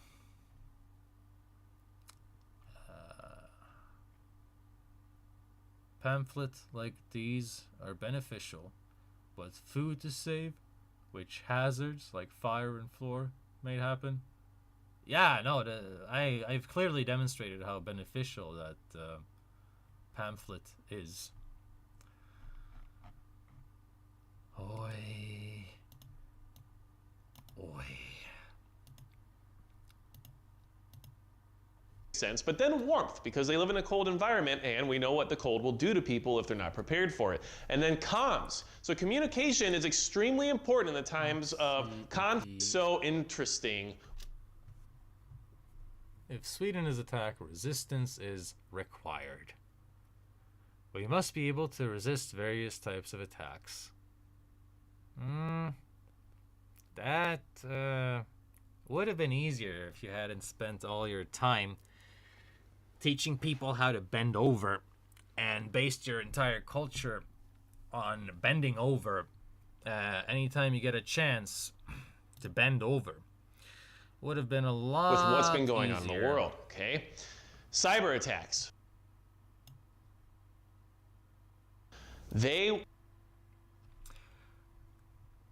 If Sweden is attacked by another country, we will never give up. All information to the effect that resistance is to cease is false. Yeah, this is what I was trying to explain earlier. And, sorry, I want to believe it, I just can't. I've been living here for too long and seen how the natural tendency is to give up. You wrote this as if the average Swede is naturally fit for war. I believe that the entire NATO propaganda we watched earlier proved that so is not the case. Yada yada yada, that's pretty much it. Nothing interesting, just more and more lies, lies, lies. Oh, Swede Jonas says, It actually brought tears to my eyes when you came to the part that all information to the effect that resistance is to cease is false. I have that brochure at home. Go Sweden. Come on, man. You can't just prove everything I've been talking about. The Swedish mindset is just different than that of mainstream America. My dad came from Sweden and served in the US Army, then worked for the Department of Defense. He was always very into civil defense, and this sheds new light for me on how he saw the world. What, because he's a military stereotype? Those guys are always talking about civil defense, and that's fine, but don't act like that's a Swedish outlook, and this is disgusting of you to type. You're gonna look at the liberal shit stain that doesn't let people even own any tools for self-defense, not even knives, not even pepper spray. You can't even pepper spray the Russian army coming towards you. And you're gonna talk about how the mindset is different and better? So being unprepared is better than what America's doing. Great. What a moron comment. I can't believe how many people are ready to sniff the Swedish farts. Just inhale together with the Swede when he starts going, what's that? Ooh, was that a little sense of ethnic superiority? Oh, my country is so uniquely superior. Those Americans could never be as good as us. Okay, why don't we just wrap it up here? These comments are sickening, and very much just the same. I printed out a copy of this pamphlet in 2018. It is part of my prepper library. It is very good and important information. So people actually took this pamphlet seriously. Okay, well then I know Sweden is doomed when, oh, for fuck's sake. Nasty bitch, nasty bitch, nasty bitch, nasty bitch, nasty bitch, nasty bitch, nasty bitch, nasty bitch. Can't say that enough. So I had to look up what civil defense is.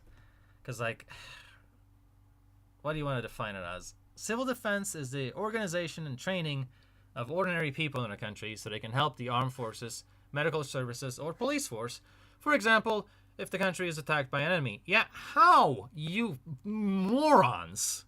How is civil defense possibly possible in a country where they can't help the armed forces, they can't help the police, they don't have weapons, they're just sitting ducks, and the medical services, what are you talking about? There's no it's not like every Swede is a nurse. That's just something Americans like to think about. Swedish nurses? Yeah, you beat your meat way too much, you filthy animal. Come on, man, this is garbage. Am I the only one who sees how this just isn't applicable? I don't know. Why don't you leave a comment and tell me what you think? Check out my official website, which is also my newsletter. It's way better than notifications if you want to abandon your trust in YouTube altogether. And links to support my channel are in the video description, you little nasty bitch. It's been fun hanging out with you and ranting, but I'm done. Yikes. So done. Well, check back tomorrow. I'm gonna upload a new video, and I'll try to live stream next week as well. So I'll wish you guys a lovely weekend. Hope you found this entertaining, and make sure to stay sane. Okay? Make sure to stay sane. Avoid stupid people. They'll make you punch yourself in the face out of sheer frustration. Oh, Nicholas here with his Scandinavian heritage. I follow the idea that why do anything if you're gonna die anyway? Are you Swedish? You gotta have some of that Swedish DNA there. That is truly spoken like a Swede. That should be the actual pamphlet. If they would have made that pamphlet honest, It would have been just, you open it up and it says, die. Then you flip the page and it says, die. And that's it. All right. Take care of yourselves, guys. Check back tomorrow. I have a very fun video planned and a lot more coming up in the coming weeks. Have a good one.